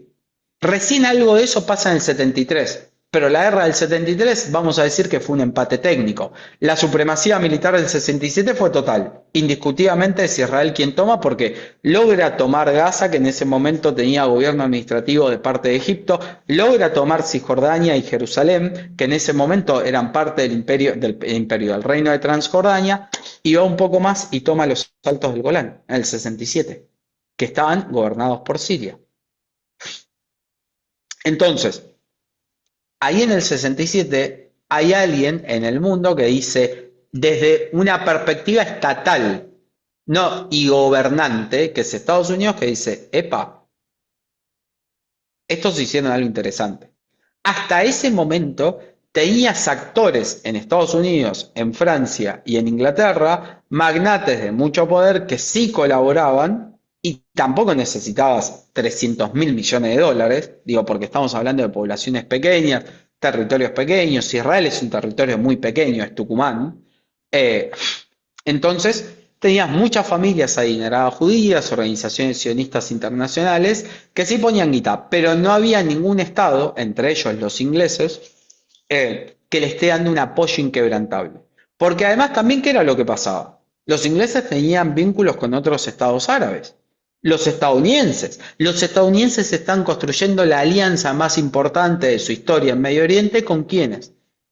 Con los saudíes. Y a los saudíes mucho de eso no le importaba. Es como si había declaraciones simbólicas y demás de hay que apoyar a pero los saudíes estaban más interesados en otra cosa, que es ustedes me ponen la capacidad productiva que yo no tengo. ¿Para qué? Para elaborar el petróleo.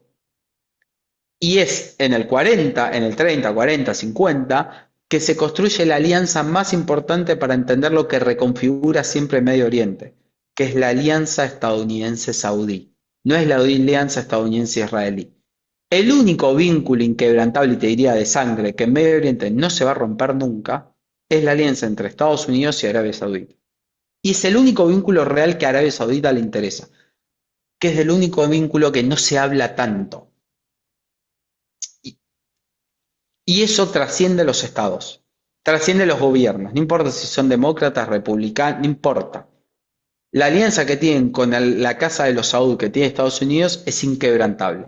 No así la que a mi criterio pueden llegar a tener con Israel. Y ni que hablar los británicos. Pero eso los sionistas lo superan desde siempre y los palestinos también. Los británicos juegan para los británicos, nada más. Bueno, buenísima la aclaración. Siento que... Creo que es así, No, no, ojo, no, Dami, está ¿no? bien, O pero sea, tiene mucha coherencia el análisis. Después, a través de un análisis coherente, uno puede seguir indagando y puede ir descubriendo cosas que realmente afirman o cosas que realmente lo llevan por otras vertientes, pero bueno, todo es en base de esas ganas de querer saber y querer ir en búsqueda de un conocimiento que lleve a esa sensación de verdad, que es tan relativo al fin y al cabo. Eh, Me gustaría venimos extensos, pero digo, me gustaría ver si podemos profundizar un poco entonces lo que ya llegamos hasta la guerra del 67, que ahí obviamente, como bien decías, la oposición a Israel en términos de, de predominancia y de mirada en ese nuevo mundo que también se estaba reconfigurando, ¿no? Como potencia Estados Unidos, con esa guerra bipolar con la URSS. Pero bueno, a los efectos de volver a los palestinos. Los palestinos sufren esa Nakba, la mayoría van a campos de refugiados, quedan divididos en dos territorios que vos me explicabas fuera de la grabación, que son uno, pero que a la vez los mantienen divididos. eh, ¿Cómo sigue desarrollando la vida para ellos? es muy interesante ver qué sucede a partir del 67, porque a partir del 67 se reconfigura lo que tenemos hasta el día de hoy en día.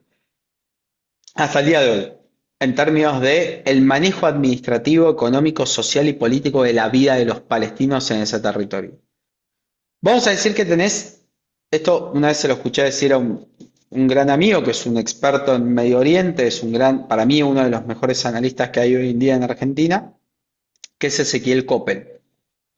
Ezequiel dice, cuando hablamos de los palestinos tenemos que dividirlos en 5 grandes grupos. Que esto explica también un poco la división territorial que hay hoy en día en Cisjordania, en Gaza, en Jerusalén y el resto de los palestinos. Dice, vos tenés los árabes israelíes, es decir, los palestinos que nacieron y se quedaron en el territorio israelí después del 48. Es decir, los palestinos que están en la Palestina histórica, que son ciudadanos israelíes étnicamente árabes, ¿sí? Musulmanes, cristianos, lo que sea. Árabes israelíes. Los palestinos de Jerusalén son ciudadanos palestinos de Jerusalén que no son ni árabes israelíes ni son ciudadanos de Cisjordania, ¿sí? Que tienen menos derechos que los árabes israelíes, pero que tienen más derechos que el resto de los grupos. Son ciudadanos especiales, vamos a decir, que son los ciudadanos de Jerusalén, árabes. Después tenés la población de Cisjordania, que son menos que los ciudadanos de Jerusalén, pero más que los ciudadanos de Gaza, ¿sí? Aquellos palestinos nativos de la zona de Cisjordania, de West Bank. Después tenés los palestinos de Gaza, que son los que peor la pasan en el territorio, porque no son ciudadanos de Cisjordania y a la vez tienen un bloqueo por el cual no pueden salir o es casi imposible salir para ellos. Y por quinto lugar, que también es un actor importante y relevante en escena, son los palestinos de la diáspora. ¿Sí? Entonces, tenés 5 grupos palestinos para poder hablar de cómo la pasan, qué es lo que padecen y cuáles son las narrativas que tienen sobre la cuestión palestina. Porque eso es muy sorprendente. Vos te vas a encontrar que la narrativa que tiene un palestino diaspórico, hijo de un palestino que emigró en los 60, es muy diferente a la que, por ejemplo, tiene un palestino que vive en Jerusalén. Muy diferente. Ni que hablar de un árabe israelí, que se considera palestino, pero te dice yo soy ciudadano israelí. Ni que hablar de un gazatí. Entonces, los reclamos, las afinidades, los padecimientos que tiene cada uno de esos grupos son muy diferentes. Por lo cual, hablar de los palestinos es un error, en términos como si fuesen un monolito homogéneo. Y eso sin considerar no las divisiones por la situación territorial, sino las divisiones ya por opción, que son afinidad política. Hablar de los palestinos sin considerar las distintas facciones y movimientos políticos que conforman el arco político palestino también es un error. Si uno no contempla lo que piensa el Fatah, lo que piensa el FPLP, lo que piensan otras organizaciones, lo que piensa la Yihad Islámica, lo que piensa Hamas para la solución del conflicto, y es como pensar la política argentina o el peronismo y no ver las divisiones entre Moreno, Grabois, Cristina y vamos a decir Itaí Hackman. Si para vos Hackman y Moreno son lo mismo, y estamos en un problema, porque pensar el peronismo como todo un monolito homogéneo como tal es un problema. Es un problema porque no vas a ver las distintas vertientes. ¿Por qué? Porque Menem, que se declaraba peronista, y Cristina son lo mismo. Bueno, ahí, sin desmerecer las ideas del trotskismo y de la izquierda en general, creo que la estás trotskiando un poco. ¿Por qué? Porque estás simplificando la complejidad que tienen los actores en escena. Yo en algunas cosas soy un poco trosco, sí, lo reconozco, digo, no porque estén mal esas ideas, sino porque simplifico y homogeneizo, y hago una homogeneización de los actores en escena. Sí, total. Pero eso es un problema. ¿Por qué? Porque la Autoridad Nacional Palestina, por ejemplo, que es el órgano representante de los palestinos a nivel internacional, reconocida por todos los estados, tiene un discurso muy diferente al que tiene Hamas o al que tiene la Yihad Islámica. Y es el órgano oficial de representación del pueblo palestino y de administración palestina. Es decir, aquel único representante que gobierna a los palestinos es la Autoridad Nacional Palestina, no es Hamas. Y la Autoridad Nacional Palestina hace 30 años que dice el mismo discurso, que es una solución de 2 estados.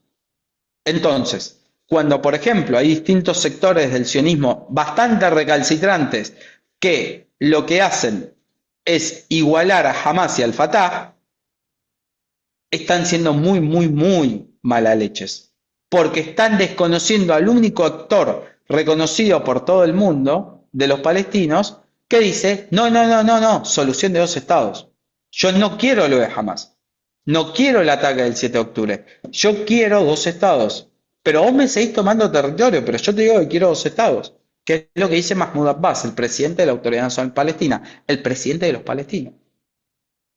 Entonces, cuando hay ciertas organizaciones sionistas Cuando yo utilizo el término sionista, digo, además está decir que no lo hago peyorativamente, digo, como muchas veces se dice, para mí no, al contrario, es una descripción de un movimiento con determinadas ideas, con una doctrina, con una solución posible para la cuestión judía moderna. Punto.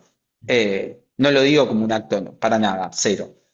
Sí hay ciertos sectores del sionismo que considero recalcitrantes, que considero fascistas, que considero que tienen ideas peligrosas, sí, totalmente. Pero también reconozco a Meretz o el laborismo tradicional histórico dentro de Israel. Entonces, para mí no es un término peyorativo o negativo, esto lo aclaro en general. Entonces, volviendo a esa cuestión, es eh, cómo es la vida en Palestina. Bueno, después del 67 pasa a ser gobernada Cisjordania por territorio, por el gobierno israelí, por el Estado israelí, lo mismo pasa con Gaza. Después de los acuerdos de Oslo en los 90 hay un principio de idea de dos estados y se hereda esa situación de status quo que es en la que vive actualmente Cisjordania, hasta dos bifurcaciones. La guerra del 2000, no me acuerdo ahora, 2005-2006, la guerra en Gaza, en donde Hamas logra expulsar al gobierno, al Estado israelí, a través de un enfrentamiento militar. Israel decide retirarse del territorio porque ya le era insostenible, pero en Cisjordania no. Y en Cisjordania sí pasa algo y sí se sostiene lo que heredan de los acuerdos de Oslo, que es la división territorial para hacer un traspaso progresivo y ordenado para que en algún momento se configure un territorio palestino plenamente autónomo con un Estado palestino plenamente autónomo. Eso nunca se termina de dar, pero la organización administrativa territorial de ese territorio era dividida en tres zonas, que no me acuerdo ahora el orden, pero la zona A, B o C, o 1, 2 y 3, que eran lo que vos variaba en cada una de esas zonas, era la forma en la cual la Autoridad Nacional Palestina y el gobierno, el Estado israelí, gobernaban esas zonas. La zona 1, por ejemplo, era de gobierno total de la Autoridad Nacional Palestina. La zona 2, no me acuerdo si era al revés, era de gobierno mixto en términos administrativos y militares, y la zona 3 solo de gobierno israelí. Es decir, la Autoridad Nacional Palestina no tenía injerencia. Por supuesto, por una cuestión de supremacía militar, Israel siempre termina haciendo lo que quiere en cada una de esas zonas, ¿sí? En algunas no, por ejemplo en Ramallah no hay incursiones en zona 1. No recuerdo si las ha habido, pero en las otras dos zonas Israel hace lo que quiere. Y de hecho, desde el 90 hasta el día de hoy, hay una demostración clara de que Israel hacía lo que quería, hace lo que quiere y va a seguir haciendo lo que se le da la gana. ¿Cómo? Si uno ve el crecimiento demográfico de las colonias y los asentamientos ilegales en Cisjordania por parte de Israel desde los 90 hasta el día de hoy, dicen, che, me parece que no hay un interés en una solución de dos estados, por ser un poco tibio. ¿Por qué? En los 90, en Cisjordania, había aproximadamente 35.000, 30.000 colonos viviendo ahí. Digo, había menos de 50.000. Hoy en día hay casi 600.000. Entonces, ¿qué es lo que yo leo ahí en esa situación? Jugando al rol de inocente, decir, bueno, pará, si vos en 30 años, tu población nativa, tu población de ahí foránea aumentó de 30.000 a 550.000 a 600.000, y me parece que querés colonizar. No hay mucha vuelta, no hay mucha ciencia. Y del otro lado tenés un actor en escena, que es la Autoridad Nacional Palestina, que te dice, hermano, yo colaboro con vos. Yo voy a respetar esta división territorial en donde progresivamente hagamos un traspaso. Pero vos me seguís construyendo colonias en todos lados. ¿Qué querés que haga? Después, a ver, sí, hay levantamientos populares con acciones que pueden ser calificadas como terroristas, como fueron en la Intifada, los ataques suicidas y demás. Sí, obvio, perfecto. Yo no le niego el mote de un ataque suicida, es una acción terrorista sobre población civil. Recontra. El muro de seguridad, como le dicen desde el lado sionista, al muro que divide Cisjordania, el territorio israelí que fue puesto por motivos de seguridad. Perfecto. Ahora, si vos colonizás, me pones 500.000 de población, ¿qué voy a creer yo? ¿Realmente que vos me querés reconocer mi autonomía? Y me parece que no. Yo no la justifico. Comprendo desde dónde sale. No justifico y enérgicamente repudio cualquier acción terrorista que se haya hecho contra población civil israelí. Total. Indiscutiblemente. Como no, punto. No son la forma. Pero una persona que se enfrenta hacia todo ese tipo de injusticias, yo no lo justifico, entiendo las condiciones de posibilidad para que se den ese tipo de acciones. ¿Por qué? Porque incluso en el sentido común de la población palestina, dicen a la Autoridad Nacional Palestina la tratan de boluda, de colaboracionista.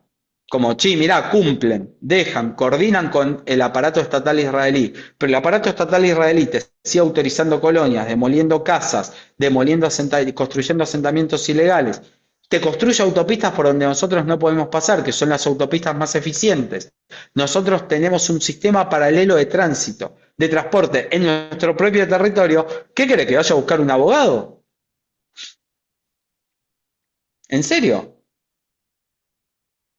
¿Voy a buscar un abogado? Si vos me construís asentamientos por todos lados, me construís rutas por las cuales no puedo pasar, está lleno de checkpoints en donde me controlan a mí y aún así me pusiste un muro de seguridad, pero yo para ir de Jericó a Nablus tengo que hacer una ruta así, todo así, y en vez de llegar en 1 hora llego en 4. ¿Qué querés? ¿Pongo un abogado? Sí. ¿Es joda? Perdón que hable en estos términos, pero es como, bueno, trato de entender qué es lo que le pasa a la conciencia del pueblo palestino ahí en esa situación que dice, pará, encima vos querés, yo soy el terrorista, que después objetivamente pueda cometer una acción terrorista, sí, obvio, rey, la voy a condenar, pero también comprendo esa situación como me dijo una vez, como escuché decir a la madre de un amigo que es gente desesperada en gente desesperada hace cosas desesperadas. La condeno, sí, obvio que la condeno, pero tampoco voy a pensar que son demonios que quieren matar judíos como tal.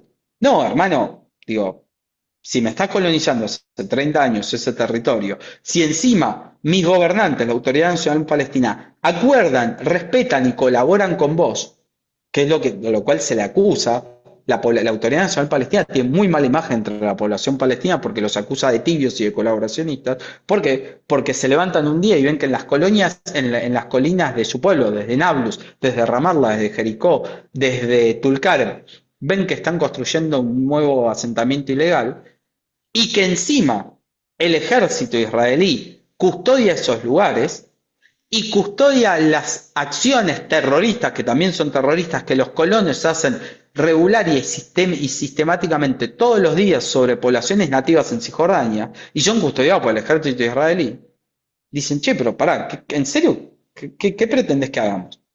Yo quiero salir de mi territorio de Cisjordania y tengo que pasar por migración israelí. Me quieren visitar, como a mí me ha pasado, de visitar Cisjordania y que de repente tenga que esperar horas siendo interrogado de por qué quiero ir al territorio donde nació mi padre, mi abuelo, mi bisabuelo, mi tatarabuelo y 600 años de historia familiar. Y ¿En hasta, serio? y hasta tienen la capacidad de negártelo. Por supuesto. Re, re. Entonces es como, pero, o sea, a mí a veces me acusan de tener posiciones sionistas, moderadas y demás. Trato de mirar con racionalidad estas situaciones y también analizarlas y comprender aquellas acciones irracionales. Digo, no, yo quiero que exista un Estado de Israel, que no depende de mí, ya existe, y voy a luchar para que siga existiendo al lado de un Estado palestino en plena autonomía y justicia.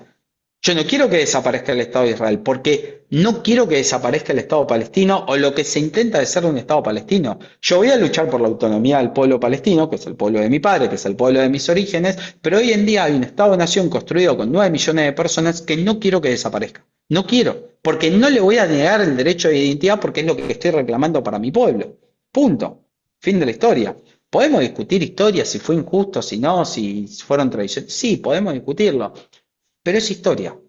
Ya está. Hoy en términos operativos, yo quiero que mi tía que vive en Gaza pueda tener una vida normal. Tipo la hermana de mi padre, que está llorando el asesinato de 2 de sus hijos en diciembre del año pasado en el contexto de la guerra en Gaza. Quiero que tenga una vida normal. A mí no me importa ya si la decisión del 48 fue justa, fue injusta, no fue justa, si los países... No, yo quiero un Estado palestino. Y voy a luchar para aquellas personas que quieran un Estado palestino al lado de un Estado de Israel. Porque es operativo. Punto, ya está. Hay una población que puede vivir, que pueda hacer su vida normal, que es la población israelí. Quiero que le pase lo mismo a la población palestina. Yo no quiero que se lo quiten eso, no, al contrario, quiero que se sostenga. Ahora, creo que el principal oponente y el principal enemigo que hoy en día está impidiendo esa situación es el gobierno de Israel. No es Hamas, no son las facciones militares palestinas, es el gobierno de Israel. Y de hecho, el 7 de octubre sucede como respuesta al proceso intensivo de construcción. El 7 de octubre fue un acto terrorista indiscutidamente condenado y lo voy a condenar como tal. Ahora, no nació de un repollo eso.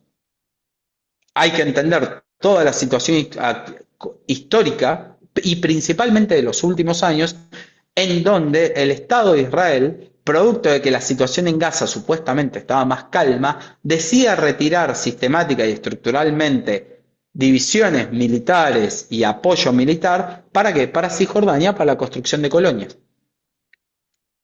Entonces lo que hubo fue un debilitamiento de las defensas del territorio de Israel de Gaza, en la frontera con Gaza, un traspaso de fuerza militar hacia Cisjordania para seguir ocupando territorio. Jamás leyó esta situación, por eso hizo el 7 de octubre. Entonces fue como, bueno, ok, vos vas a seguir tomando territorios, bueno, yo voy a hacer esto. Vuelvo a repetir, acto condenamente, o sea, acto al cual condeno y repudio enérgicamente porque para mí no son las formas. Para nada, ¿sí? Pero tampoco son la forma de lo que está haciendo Israel. Entonces, si vamos a discutir Hamás y vamos a condenar Hamás, que lo hago públicamente y no tengo ningún problema, también discutamos el proceso de colonización estructural y régimen de apartheid que vive la población palestina desde el 67 en adelante, pero principalmente y de forma intensiva desde el 90 en adelante, de colonización, robo de tierras, sistema de apartheid e injusticias que se viven en Cisjordania. Perdón la No, emocionalidad, la pero verdad, justamente te iba a decir que iban a quedar temas colgados, pero que bueno, que es apasionante lo que conversamos. Y como cierre, o sea, lo que acabas de decir, siento que tiene toda la coherencia de realmente querer que la gente que la está pasando mal pueda encontrarle una solución para poder empezar a tener como una vida más acorde a lo que todos desde la moralidad coincidimos. O sea, esa doble vara de el lado de allá ellos pueden, pero a mí me la niegan, me parece una brutalidad humana. Eh, Obviamente siento que el 7 de octubre da para profundizar, pero ya no nos va a poder dar el tiempo. Como cierre, ante todo agradecerte, Saca, por el tiempo, por la posibilidad, por la disposición y por compartirte de esa honestidad intelectual y profesional que acompaña todo tu relato.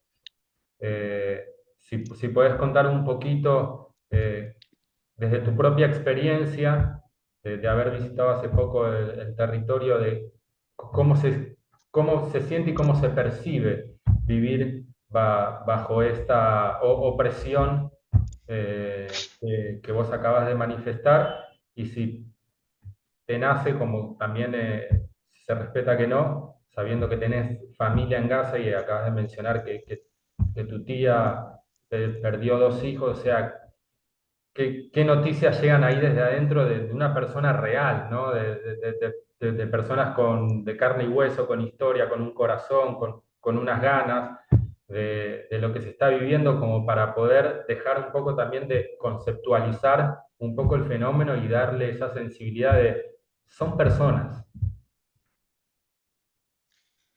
mira, yo en mayo estuve a 400 metros de Gaza, en territorio israelí, entré por una frontera norte, entré a territorio israelí por una frontera norte, después de un interrogatorio de 7 horas y media, entraba por Jordania, en el cual les parecía muy raro que un argentino de origen árabe esté entrando vamos, para marcar una analogía, es como que estuvieses entrando a Argentina desde la Quiaca, ¿sí? En un desierto, digo, no hay nada de un lado ni del otro. De repente caía una persona, argentino, pero de nombre árabe, de origen rarísimo para ellos, era como, ¿qué está pasando? En ese momento yo estaba viviendo hace 4 meses en Jordania, y iba a viajar con un amigo argentino, eh, también israelí, que había vivido mucho tiempo allá y quería que me muestre. Yo quería entender muchas cuestiones. a la vez que quería visitar Jerusalén, porque como musulmán para mí es uno de los lugares más importantes, quería visitar Cisjordania, pero quería ver qué era lo que pasaba ahí también. No en términos militares, sino en términos de, soy sociólogo, me interesa ver las perspectivas sociales, culturales, los discursos que circulan, las narrativas, cómo vive la gente. Y para mí fue muy impactante eso. Por un lado, o sea, los territorios en disputa, o sea, las situaciones en disputa, tipo la guerra en Gaza, eh, la situación en Cisjordania, se viven también de forma muy normalizada, tristemente, pero también es parte de su cotidianidad, por lo menos en los últimos 2 años. eh, y el resto de la gran mayoría de la población, las que no están en situaciones de disputa, quieren tener una vida normal, de un lado y del otro. Lo que pasa es que también son los extremos los que nosotros escuchamos. Y eso es lo más peligroso. Nosotros escuchamos a veces discursos de, sí, igual creo, de forma analítica, y es algo muy triste, es que creo que Israel está viviendo hace ya un tiempo un proceso de derechización de la sociedad que unifica, que cohesiona y que se permite ciertas licencias morales que son muy peligrosas, y que lamentablemente algo de eso también puede llegar a pasar en Gaza, ¿sí? Y que pasa también producto de la situación de ocupación, de injusticia y de inferioridad en términos de poder realizar sus vidas en plenitud en la cual viven. Digo, si vos para salir de tu territorio necesitas pasar por checkpoints, si no tenés aeropuertos, si no tenés puertos, si no tenés ciudadanía, si no tenés derechos plenos, sí, y bueno, qué sé yo, ¿cuánto tiempo más vas a vivir así? Tolerando esa situación. Bueno, se normalizan. Gente que al final del día quieren hacer su vida normal, quieren estudiar, trabajar, formar una familia, tratan de hacerlo en la medida que pueden. Hoy en día no sé qué va a pasar con Gaza, es muy triste, eh, pero también saber que hay un montón de facciones, de personas, organizaciones, tanto en la sociedad israelí como en la sociedad palestina, que siguen viendo la posibilidad de, y no lo digo desde un lado naif, sino de que haya dos estados en paz, ¿sí? Con plena autonomía. Ya Israel lo tiene. Israel tiene eso. Y no hay, digo, porque también el discurso de que Israel se está amenazado por sus vecinos y demás, eso hoy en día es berreta, realmente berreta, porque nadie en su sano juicio después del 67 piensa que alguno de los vecinos que tiene Israel alrededor puede hacerle frente militar en serio, en primer lugar, y en segundo lugar, porque los tres vecinos con los cuales tiene problemas, o tenía problemas, con Egipto firma la paz en el 74 o 78, no recuerdo, con Jordania en el 94, con Siria no firman, pero figurativamente hablando tienen una paz fría, en el cual no tienen problema, y ni que hablar del cambio de régimen de Siria después del diciembre del 2024, en donde el nuevo presidente del régimen sirio dice Israel ya no tiene excusas para sentirse atacado, ya no hay ningún tipo de justificativo para que Israel nos ataque, y lo que está diciendo ahí es, che, acá no está Irán ya, acá no está Hezbollah, yo no tengo ningún problema con vos, venís, sentate y discutí conmigo el problema que tenemos son los altos del Golán, pero ya está, se terminó, no hay ningún problema.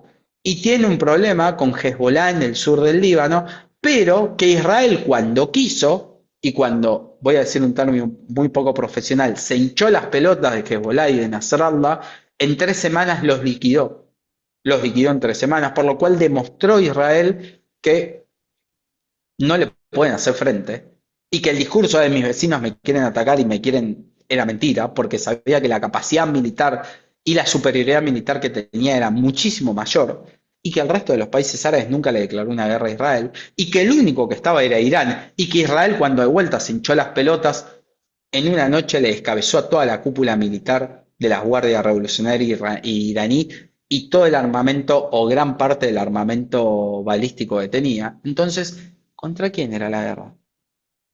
¿Contra quién?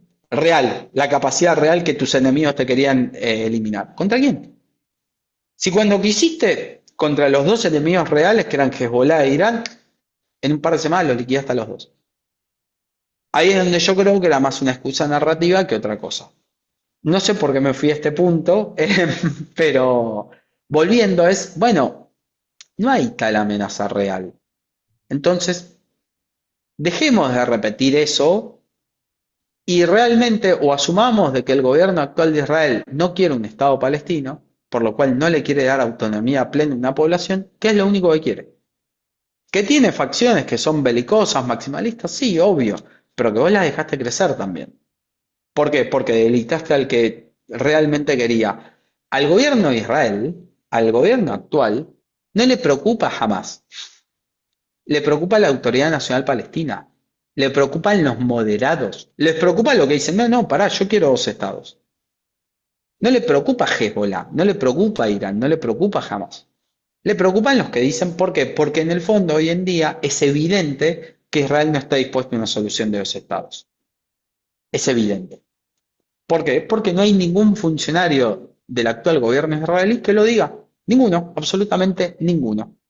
Es más, las estadísticas oficiales del Departamento de Estadísticas Oficiales de Israel, es decir, como el INDEC de acá, cuando hablan de Cisjordania, en los mapas oficiales, ¿cómo hablan? De Judea y Samaria, que es el nombre bíblico que tiene Cisjordania. No hablan de West Bank, hablan de Judea y Samaria. Entonces, el no reconocimiento del territorio donde debería estar un Estado palestino no es una opinión, es una decisión de Estado. Del otro lado no tenés lo mismo, del otro lado lo tenés al número uno de la Autoridad Nacional Palestina sosteniendo hasta el día de hoy como el único actor en escena, diciendo dos estados, en paz, en plena autonomía, pero dos estados. Del otro lado no. Para hacer la paz necesitas dos, en este caso hay uno, y es evidente el que falta. Acá, gracias de corazón, un lujazo. Eh, Me encantó tener esta conversación con vos y estoy seguro que a la gente que llegue le va a servir, le va a ayudar a poder ampliar sus perspectivas, que es un poco de lo que se trata. Un gran abrazo, lo mejor de lo mejor y bueno, lindo tener este vínculo ya con vos. Gracias a vos, te agradezco el espacio. Perdón si me iba por las ramas, pero bueno, es un tema que me apasiona. Probablemente haya dicho cosas muy poco precisas, pero bueno, son de las cuestiones que he leído y también de lo que creo que es éticamente correcto. Así que nada, nada más que agradecerte y a disposición para lo que necesites.